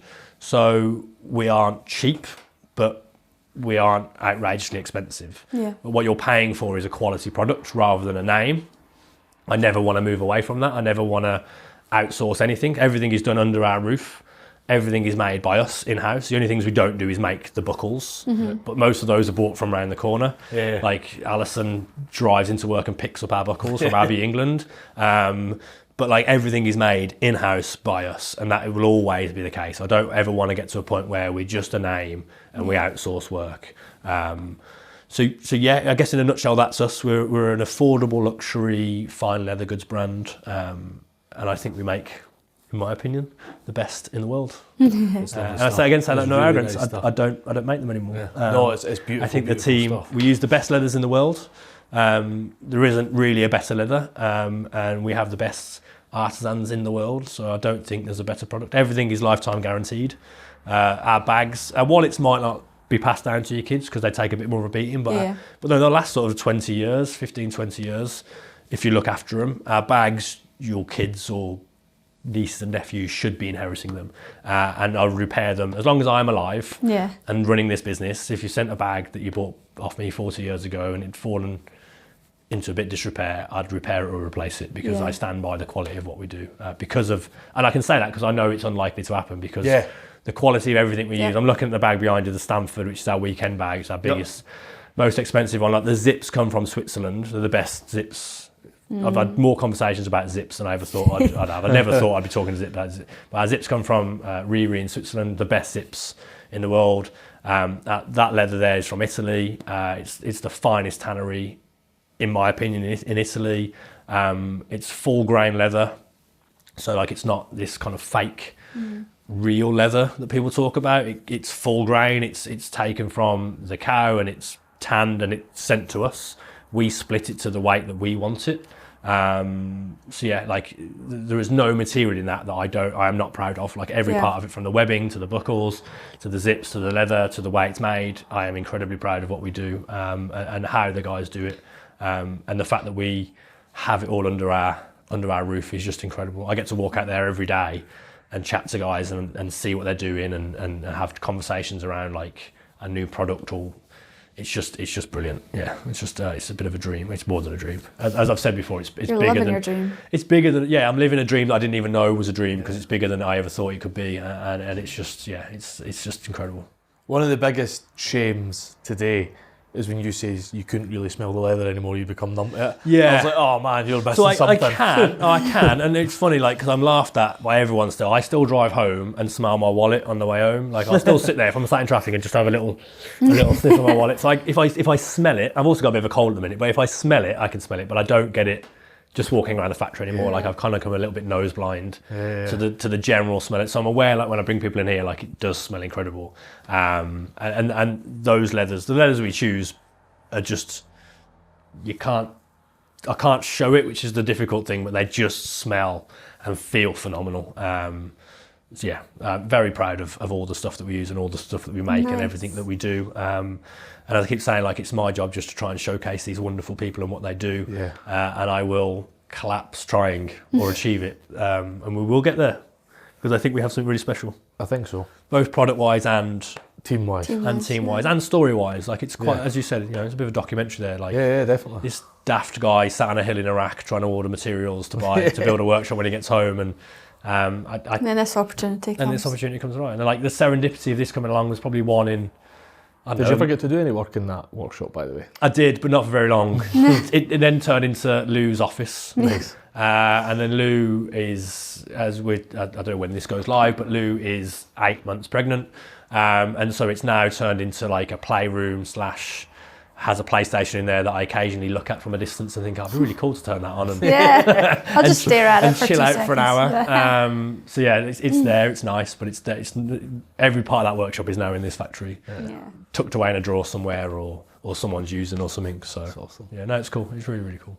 Why leather? Why does leather pertain so well to the highest of quality goods? I think there's something incredibly tactile around it, like the feel of it. One, it lasts so long. If it's tanned well and tanned properly, and there's we could go into a very deep rabbit hole about tanning leather, and I don't know enough to do it justice. But like, if it's tanned well and it's quality leather, it will last such a long time. Like you go around an antique store and you'll find like bits of like leather bags that was in World War One, World War Two. Like that's been through the ringer and still works as a product. Like it just lasts such a long time. It smells incredible. It feels incredible. It's got this really great tactileness to it. And I think the cost of it, because it's not a cheap material, pertains to like a luxury item. But I think there's a good leather. Like I think our leathers kind of glow. And I think you don't get that from very many other materials. And I know there's a big conversation within this world at the moment about like vegan leathers, which I don't think there's a good enough product yet to go down that road. Like I've spoke to some vegans about this, and would they be interested in it? And the answer is yes, but I don't think there's a product that's good enough on the market that's not just mostly PVC at the moment that exists that you could do this with, that one would last the test of time, and two isn't just doing enormous amounts of damage to the world in a different way. Like all of our leather, I don't use exotics for a start because I don't like the idea of farming animals for their skins. All of our leather is a byproduct of the meat industry. So no animal has ever been killed for its skin in this factory. Like it doesn't exist. Cows aren't raised to kill them for their skins. They're raised to go in the meat industry. So if we didn't have a leather industry, that raw material would be on a waste pile somewhere. Like it would be thrown in a skip somewhere and would just be causing more dark. So while I could agree that slaughtering animals is potentially a bad thing, although I like eating meat, so I'm not going to probably be convinced of that.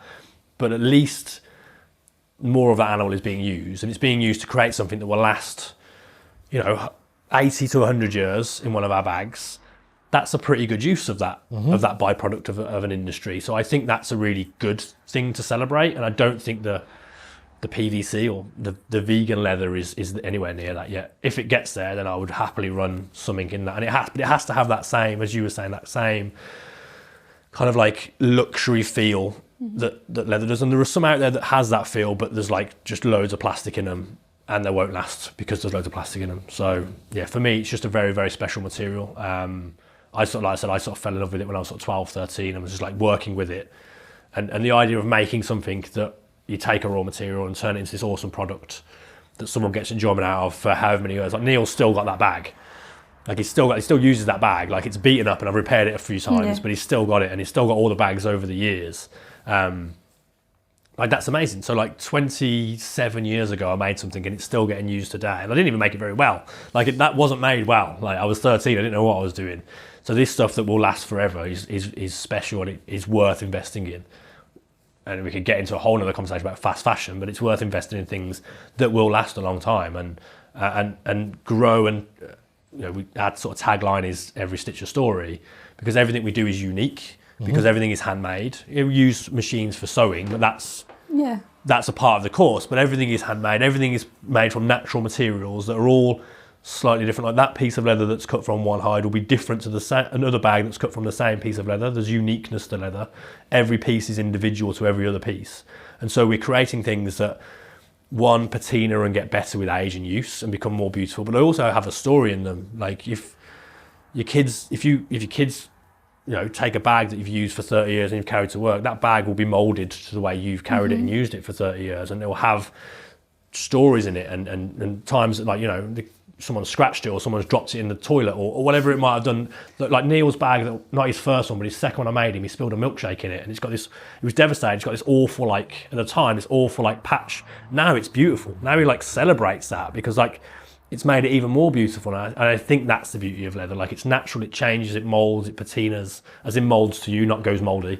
I should be very clear about that. But it'll mold to you, it'll mold to the way you carry it. Like you carry a wallet in your pocket for a year, it's going to be different to how anyone else has that wallet. Like if you stuff too many cards into it, it's your wallet. And I think for me, that's what I love about the material. Like it has this really amazing feel, smell. I could waffle on about this all day. Feel, smell, but journey that it goes on with you as well. And we should celebrate leathers that do that. Celebrate. We don't line our bags. There's a choice. We have the skill to do it. I want to celebrate that raw part of the flesh side of the leather. You open that leather up and you can see that it's the best leather in the world. Yeah, because you're not hiding anything. We're not hiding it. It's beautiful. No. The inside is as beautiful as the outside. And it should feel incredible when you reach in to get something out your bag. So like we celebrate that here. We celebrate the beautiful materials that very few people want to use because they're a bit more expensive. We celebrate the fact that, you know, it's a natural material that if you don't look after it, it's going to get a beating. But we can bring it back to life with some stuff, but you know, it is going to change as you use it. Don't buy a bag and think it's never going to change and it's going to look like that in 10 years, because you'll be pretty disappointed. And you probably shouldn't want that, I don't think. I think you should want... It's to be used, isn't it? It's to be used. And like, I actually gave... I'm going to call her my mother-in-law, but we're not married. But I gave her a bag on the weekend. We gifted her a bag for her birthday on the weekend, and she's like, "Oh, I'll try not to get any scratches on it." I was like, "No, get scratches on it, like, because they're your scratches. Like, that's the beauty of this. We can buff them out and we can bring them out, but like, use it. Like, don't hide it away in a bag and don't use it. Like, use it, take it out, and like, that's the beauty of these things. They should be used. They should be grown and like patinaed and changed for you, and it's your bag. Like, so yeah, anyway."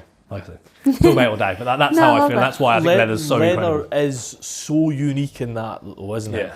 Like, all of those amazing things from something that would go to waste. Yeah. Like, it's not recycling. It's not this greenwash recycling thing. Like, leather's been used for forever for those reasons. Yeah. But all of those things are what make leather leather. And why the goods that are leather have always been leather and will always be real leather. And there's a reason it's probably survived the test of time of however many centuries that it's been used for these products, because it's the right material to make these products from. So it's just exquisite. Like, it just has so much amazing character. And again, we're putting something that would be wasted to good use that will last, you know, generations, hopefully, if it's looked after properly. I guess that's what I get a real buzz out of. Like, that's where the first buzz of making that bag when I was a young kid was like, I've made this thing. I've taken this raw, flat piece of material. I've turned it into a thing that has a use, but is also really cool. Neil loves it and gets like loads of love out of it and loads of joy out of using it. Like, I've done that. I've created that, and then now I get to do it on a bigger scale.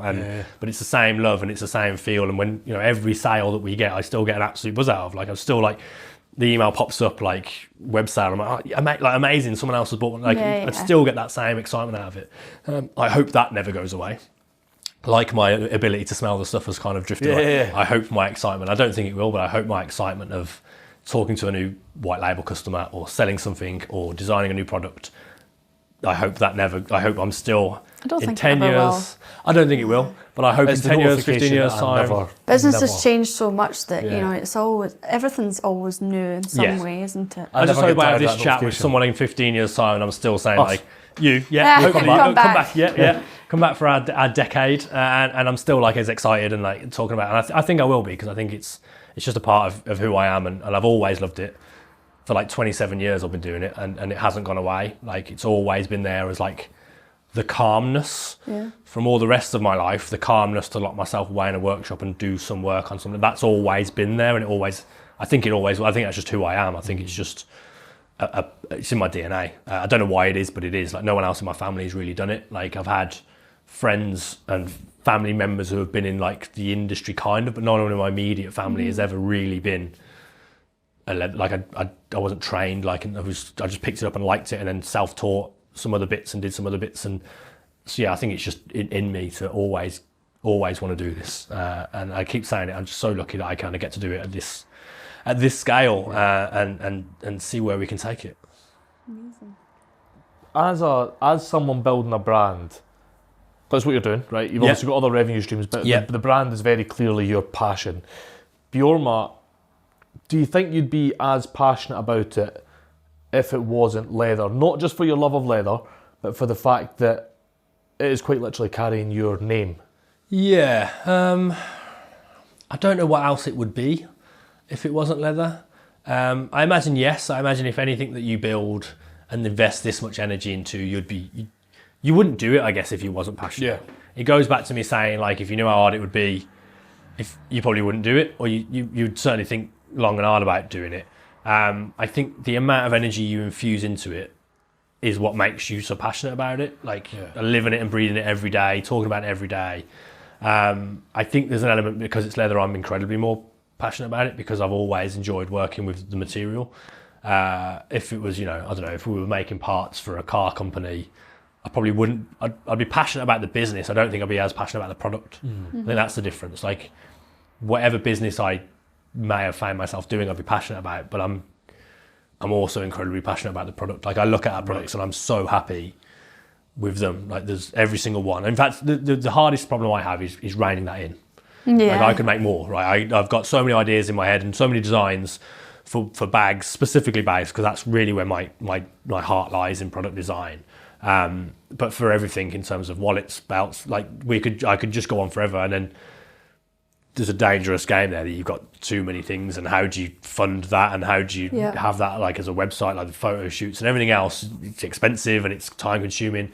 And so no, I think the answer is no. I think if it was anything else, I wouldn't be as passionate, because it's I love the product as much as I love the business and the people and everything else. I think we've just got this really cool, like, trifecta of awesomeness under this. And like, I keep saying it because I genuinely feel it. I just feel immensely lucky that I've had the chance. I came home at the right time and saw that someone was closing and had the opportunity to speak to them. And like, if I'd come home 3 months later, that wouldn't have happened. If I'd come home 3 months earlier, maybe it wouldn't have happened, because I might have been doing something else. Like, I just think the stars aligned very, very well for this to be a thing.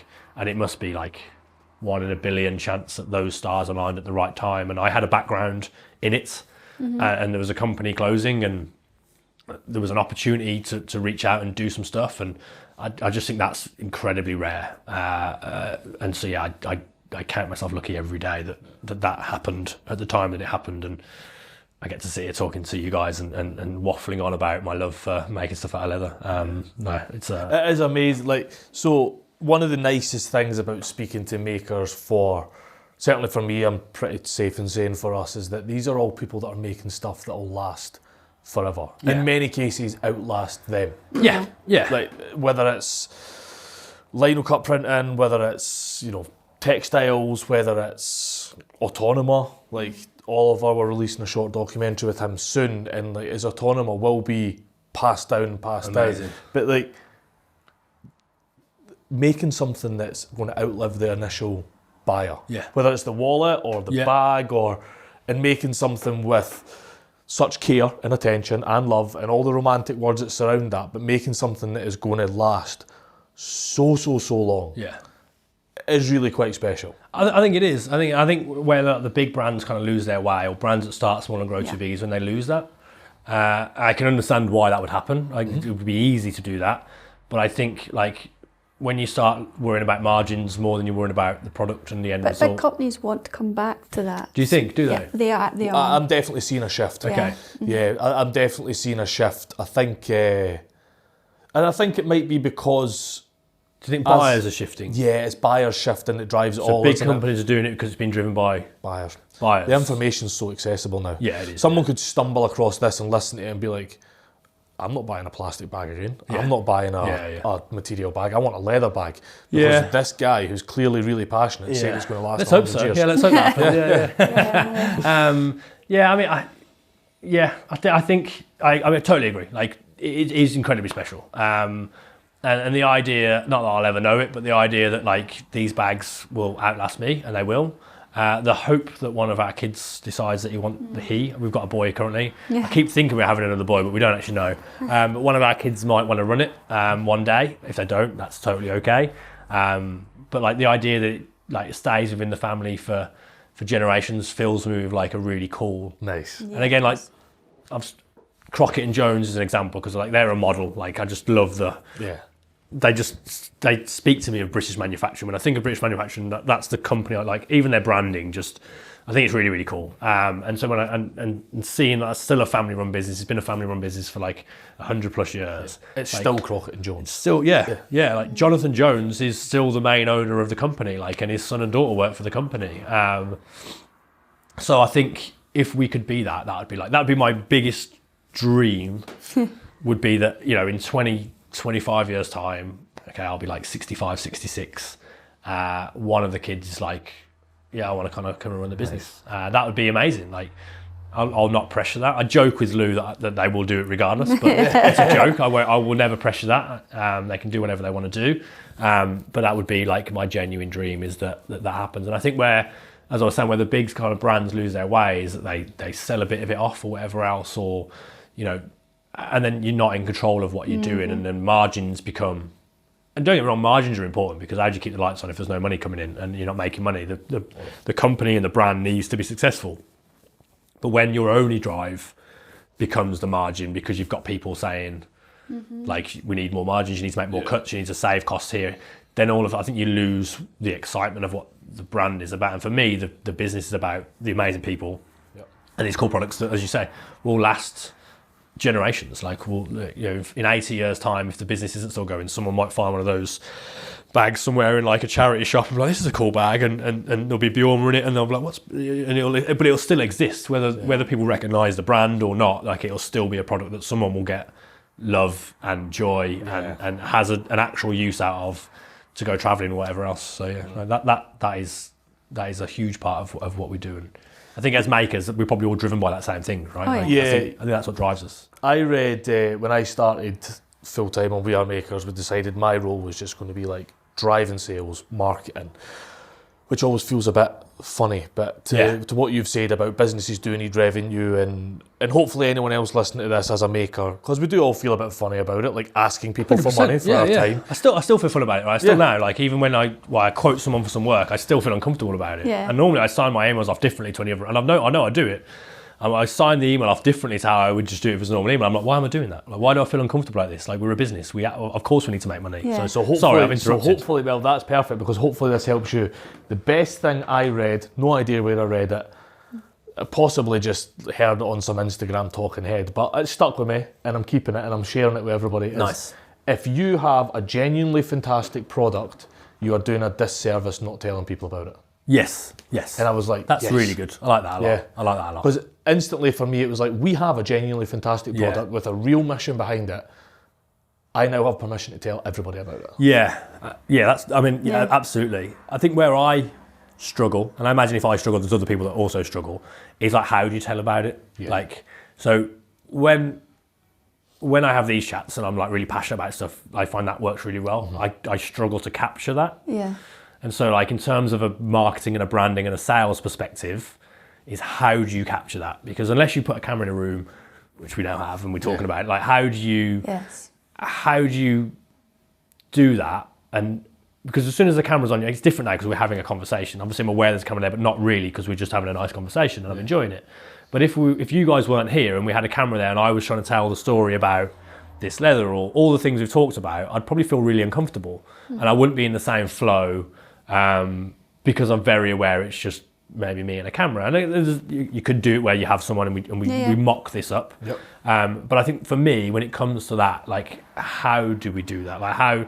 And so I know I work better when I'm like in a room one-on-one or one-on-two or one-on-three with someone and I can just like chat. Yeah. When it comes to like that cold calling or when it comes to sending an email, that's when I'm like, I feel a bit uncomfortable because I feel like I'm forcing it.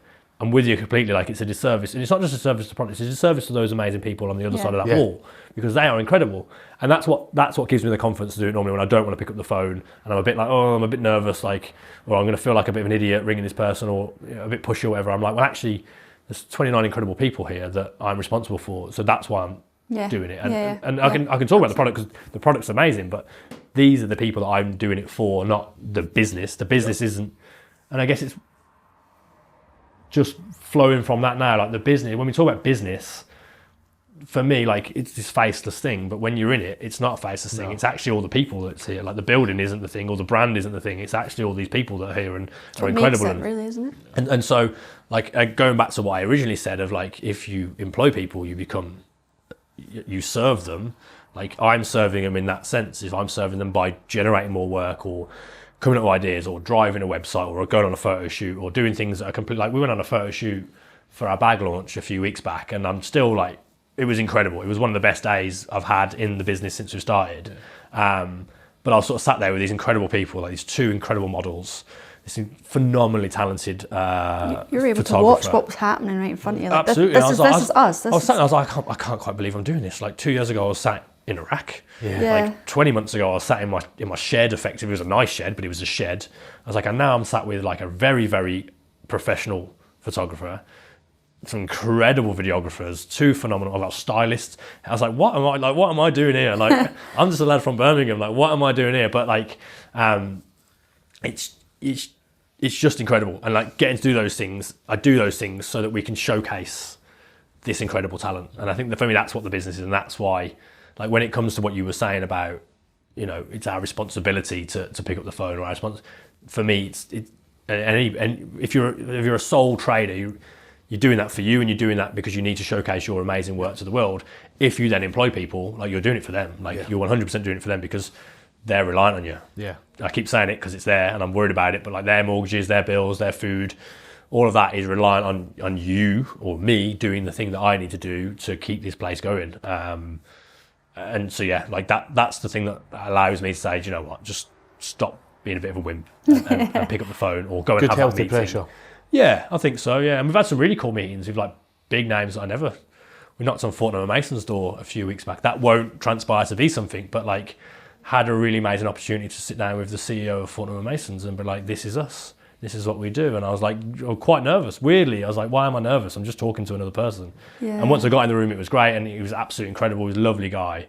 But yeah, like, it's your responsibility to make those meetings happen and then follow through for them. And then I'm saying this out loud, and as I'm saying this, I know I need to follow up an email on it and draw up the courage to send another chasing email about something. But so yeah, so like it thank you, thank you. That bit of advice has just stuck there, and I'm like, I'm going to go away after this and send him an email and say, oh, we discussed this and we need to make this happen. So Yeah. Wear that. absolutely, yeah, absolutely. I'm going to take that. I might put it up above the door. Yeah. Yeah, it's my responsibility to sell this. Yeah. Because it is a wicked product. Yeah. I think so. And Thank you. we are very lucky to see a lot Yeah. because of what we do, which is the selfish part of the business. We're really lucky to see a lot, Yeah. and it's a wicked product. Thank you. Couple of last questions. Yeah. First off, from me, and then Kate comes in with the kicker. What would you do if you knew you couldn't fail? Oh. I'm taking that as if we're talking about this business, I guess. What would I do if I knew I couldn't fail? I think I'd hire more people. I'd hire more young people. Knowing that the money was always going to be there and we weren't going to fail, I would take on. So I don't really do apprentices. Slightly off tangent, but it will answer the question. I promise I'll come back to That's this. fine. We don't really take on apprentices. What I do is just take on new staff. So when Chad and Caprice both knocked on the door, what I didn't want to do, 19 years old, I didn't want to say come in as apprentice and earn scraps. Yeah. I was like, just come in as the same as everyone else and come in as an employee. And yes, I get it that we're going to train you up, but you're an employee. Obviously, there's a bit more of a cost to that, but again, it goes back to treating people right and fairly, and them wanting to be here and feel valued, both financially and by listening to them, everything else. So I guess if I wasn't going to fail, I would say let's set up a bigger scheme and take on 5 or 6 young, sort of late teens, early 20s to train up for the future. That's exactly what I would do. I'd take like 6 to 8 people and just train them, knowing that in 5-10 years, because some of it will take 5-10 years. I know for a fact it will take 4 years to 5 years for them to get to the skill that they can do everything in some of the departments. Like Caprice can do some of the stuff on the sewing machine. She's incredible. She's done so well. But Kerry's been doing this for 35 years, so she's trained enough. Like Kerry does this as a passion. Like she goes home and sits in a shed and sews. She's saying that. Yeah. So it's going to take a while for Caprice to get at that level. If I knew I wasn't going to fail, I'd just do that on a much larger scale and say, let's just have 10 people based on the fact that in 10 years time or 5 years time you'll be full production across everything that within your area. But at the moment that's a big undertaking because there's a big another salary there to push, and we've already got 29. So that's what I would do, because that's also incredibly rewarding, and also it's protecting the business. It's equally protecting the business and helping me grow the business, and it's also really rewarding that we're taking young people in and giving them a job and keeping that trade within this space for another 34 years, because hopefully they'll do it for 34 years. So yeah, there you go. I like that. Nice. Kate? Yeah, what advice would you give your younger self? I weirdly listened to a conversation on the podcast the other day about what advice, and I think I'm worried about answering it because I don't think my younger self would listen. I was not the best kid. Like I wasn't the most well-behaved young guy. I think just I am happy with what this is. I don't mean this to have an ego answer to it, but I'm quite happy with what I've done. Like I feel proud of what I've spent doing, like all the stuff I did in the army. I think what I would say to my younger self is try not to overthink everything that you do. But there's a danger in that, because I think sometimes while I've been successful in some of the things that I've done is because I overthink everything I do. So it's a double-edged sword. It's like, it keeps me awake at night and I overthink things, and I'll wake up at 4 in the morning, I'll panic about something that might not happen. But if I didn't panic about it, would it happen? Like if I didn't give it that thought and overthinking, like it might not happen, but it might happen, and it has it not happened because of. So I'd like to say just go with the flow a little bit more. Don't try and drive things so hard. Yeah. But at the same time, I'm aware that maybe things have happened. There's a balance, isn't there? There's a balance, So yes, I guess that, but I'm also I'd be a bit nervous to say that. And I guess when I'm thinking about what advice I'd give to my younger self is what advice would I give my kids? And I guess it's a similar answer, is like try to enjoy things a bit more and not focus on what's next so much. But that's also it's advice to our own selves right now as well. It is. Sometimes. But again, if you don't focus so much on the future, do you grow and do you put yourself outside your comfort? So it's a dangerous piece of advice. But yeah, I guess I wish I could sit back sometimes and enjoy the moment a bit more, rather than thinking about the next 15 things I need to do. So that's what my advice would be. Whether it's good advice or not, I don't know. No, it's good. I like all the answers. So yeah, no, it's thank really you great. so much. No, thank you so much. This has been incredibly therapeutic and enjoyable. You're not the first one to say that, which is nice, because we did a podcast yesterday and it was like the reversal. We were on someone's Yeah, podcast. and we left and we're like, Amazing. it was a good reflective conversation, Yeah. because like we say, it's nice to stop and think about And it. take stock, which you don't do unless you get to sit down and tell someone about what you've been up to. So no, thank you. No, you're welcome. Appreciate Thank it. you. What was really nice to hear is like you talking about being able to tell your story in like a chilled environment, because that's exactly why we do this. So then we can cut shorts, we can post them, they get cross-posted to your account, and it's like Amazing. that's who the person is. Like that's Kate and I's mission, is to That's tell your the selling world. point, really. That's your content right there. We're getting into places that most people cannot get in to talk to people because of what we do, and really that's what it's all about, isn't it? So it's great. I didn't mention it before, but like I've been following you guys for a while. Like personally, I knew you guys existed. That's cool. And then so when you popped up and was like, we need to chat, I was like, oh yeah, like, that's really cool, because like you've been like I've been aware of you guys for a while. That's cool. Like deeply aware, but I've seen you doing the thing you could do. And I think the old business when I was just working in the shed was initially called Flashbang. Right. A little bit of Flashbang Leather, which was a little bit throwback to what I did previously. And I was like, how cool it would be to be in one of those magazines, in one of those like. For one of the like brochures, but I was like, yeah, well, dream, whatever, cool, move on. So then when you got in touch, I was like, this is really cool. This feels like, that's nice feels to know. very incredible that like we're in a position that someone like you wants to come and chat to us and see what we're all about. So it's And we're like here I said, it's pretty awesome. Nice. Incredible. That's good to hear. Thank you. Brilliant. That's awesome. You always get a wee happy moment when you're like, oh, someone's been watching what we've been Well, doing. it's just like it takes for any business, it takes time to establish yourself in this space, and it's we're now here doing this, which is great, but it's taken a long time to get there. Of course it is, yeah. And people are starting to recognise, and when people recognise us, then they recognise the people we feature, and it's that circle, isn't it? What was it? Someone messaged us the other day, and what did they defined it really well, which was actually quite serendipitous, because they defined us as to what we originally designed the logo to be. Right. A spider's web.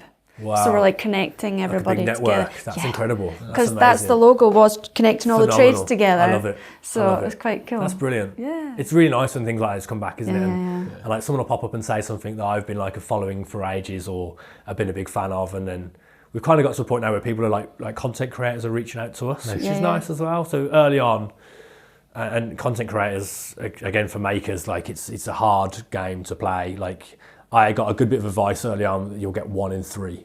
So for every 3 things you send out, you'll probably get 1 thing that you could use. Right. You might get 2 things back, but one of them would be rubbish, or you might just get 1 thing back. And I was like, okay, that's a good bit of advice. At least I know now. I'm not going to be disappointed.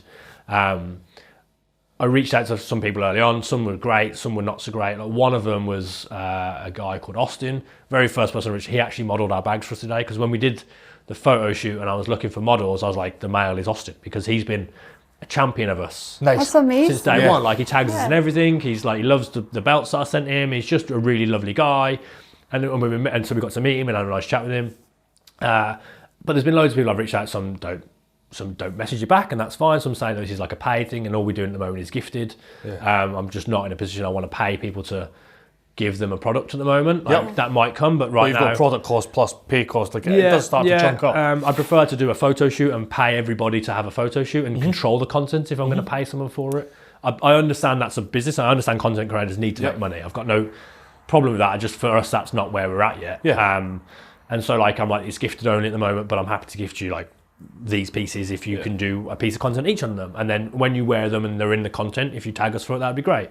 So Austin's been this like incredible guy from the start. And then there's been some more amazing ones that have kind of come from that. And I guess as it grows, it kind of self-perpetuates because the more people that see it, and I was quite lucky really. I saw him and thought he represents some adjacent brands that I think are really great and I'm really like, I aspire and I'm inspired by. And he said yes. And then so other people have seen him because other people follow him. And so then other people are, oh, actually, this is a great brand. So that's given kudos to me reaching out to them. But now it's got to a point when people are reaching out to us and saying, oh, we're doing a photo shoot in a few weeks' time. Great idea. Could we have some belts and then we'll send you some content from that? And like, so that's a nice piece. And people that I maybe have followed for a while off, like on my own personal account, have now reached out to Beorma not knowing that. And like, can we do a content share thing? So it's really, really nice. So content thing's interesting because when I was doing the leather belts, like you'd see content creators wearing other people's belts. I'm like, I wonder if I could send them a belt and would they do some content? Sometimes it works and sometimes it didn't. It was kind of like that balance of like, do I have, you know, because time to make it and then send it. I think when you're an individual crafter, it's brutal. Yes, it is. So I've got one of my best friends makes jewellery and she's like toying with it. And I'm like, yeah, but your jewellery takes you so long to make and it's so much more expensive than one of our belts to make. And it's just you, right? So if it takes you 2 weeks to make this piece of jewellery and then you give it away and you don't get much back from it, like where's the value for that for you for that? It's a little bit easier when you've got a slightly bigger production line because I could swallow a belt or two within the production. It doesn't hurt the bottom line so much. And as we said before, like the white label and the wholesale stuff keeps the lights on and allows me to do that without it affecting me paying people. So it's a really difficult, especially if you're a solo or small, really small business of one or two people, how do you justify? I don't really know the answer because if you don't do it, then you don't know what could come from it. And if you don't do it, you don't get the content. And what you need is aspirational content of people wearing your products, not just, you can have a beautiful product of a wallet on a counter or somewhere, but that doesn't have as much power as somebody carrying it or using it, like an aspirational picture. So you need that. But it's really, really hard to do as an individual crafter. And it's really hard to then, like I said, pay someone to do that. It's really difficult. It's very, very difficult. I think if you're trying to grow it as a solo person, there are platforms out there that you can use and you can set it up as like gifted only and you get a contract. Right. There's a platform, I don't know if I'm okay to share it. I used it for a bit. It didn't work out for us because I think it was a little bit too micro-influencer. Right. So there's a platform called Social Cat. And it's basically like Tinder for content creators and brands, right? So you sign up, you put like a campaign on, so whether it was for us like a belt or a wallet, and then you can set whether like the size of the content creators following, who you want to reach out to, male, female, all parameters you can kind of reach out to. You can set if you want it just to be gifted or if you want to spend money on it, so you can set the parameters that you want to reach out to, and then you go live, and then creators come to you. So creators swipe right on you, and then you get a list of 10 a day that you can choose from, and there's a contract there. So you say, I will give you, and you agree the contract before you do it. You're like, I will give you a wallet and I get 3 pieces of content back. And they'll be like, oh, I'll only do 2. And you agree that, and then you send them the wallet, and then the platform, if they don't do what they're going to do, the platform kicks them off the platform effectively. So they can't. So there are ways of doing it now where you can do it and you can guarantee, but you don't necessarily guarantee the quality of what you get back. So you can see their page, and it's all like UGC. So what is it? User generated content. All these like micro influencers, anything. I mean, there's some big influencers there, but like 5,000 to 10,000 followers. It's kind of they're doing it for the joy of getting a free product and making some cool content, and you can see the content they make because you can go on their Instagram page, and so you can set. So that's a really useful tool. Again, hit and miss. I'd say probably 1 in 3 was good enough for what I wanted for the brand, and actually, what I quickly realised was none of it was really good enough for what. Because this brand for me, every touch point needs to be incredible. So I was like quickly realised actually I just want to control this. I will just have a photo shoot. I will. I think that's a better way to go. For me, at this size and what we're doing, it needed to be that. I think if I was on my own and I was doing what I was doing previously for the few months before this kind of all came about, then I couldn't afford to do that because photo shoots are expensive. models are expensive, and so that's a really great way of guaranteeing you're going to get some content back and kind of controlling what you're going to get back. So there are platforms. That's one of a few, I think, and you can kind of say what you want to get back, and you can, like, it gives you contracts that you have, so you don't have to write all this stuff, because again, who knows how to write a contract? If you're making wallets, I don't know about writing contracts. So it gives you all these kind of points, prints and things you can use to help you, and it's kind of based to protect you as the brand, rather than, like, everyone gets protected, but it's based around you getting the service as the brand, and you pay a fee to sign up to it. But it's not outrageous, and you choose what level you want, and then you get certain amounts of creators given to everyone. So there are platforms to do it, but it is really hard, and it's quite draining, because you're giving all this stuff out and you might not get anything back. Yeah. Especially if that's a real kick, isn't it? It's a real kick. And if you reach out to, and I've done it, I've reached out to influencers and content creators and said, can we get, and they're just like, no. I'm like, oh, what's the point? Okay. I thought everyone would want one of our bags, but that's okay that you don't. And so it's a tricky minefield to kind of navigate and to be successful in. But again, as you say, if you don't do it, how do you grow? How do you get to the point? There has to be a world where maybe it's something we can do with our network. I need to give this food for thought. Probably also need to cut it off the podcast so someone doesn't hold me to it.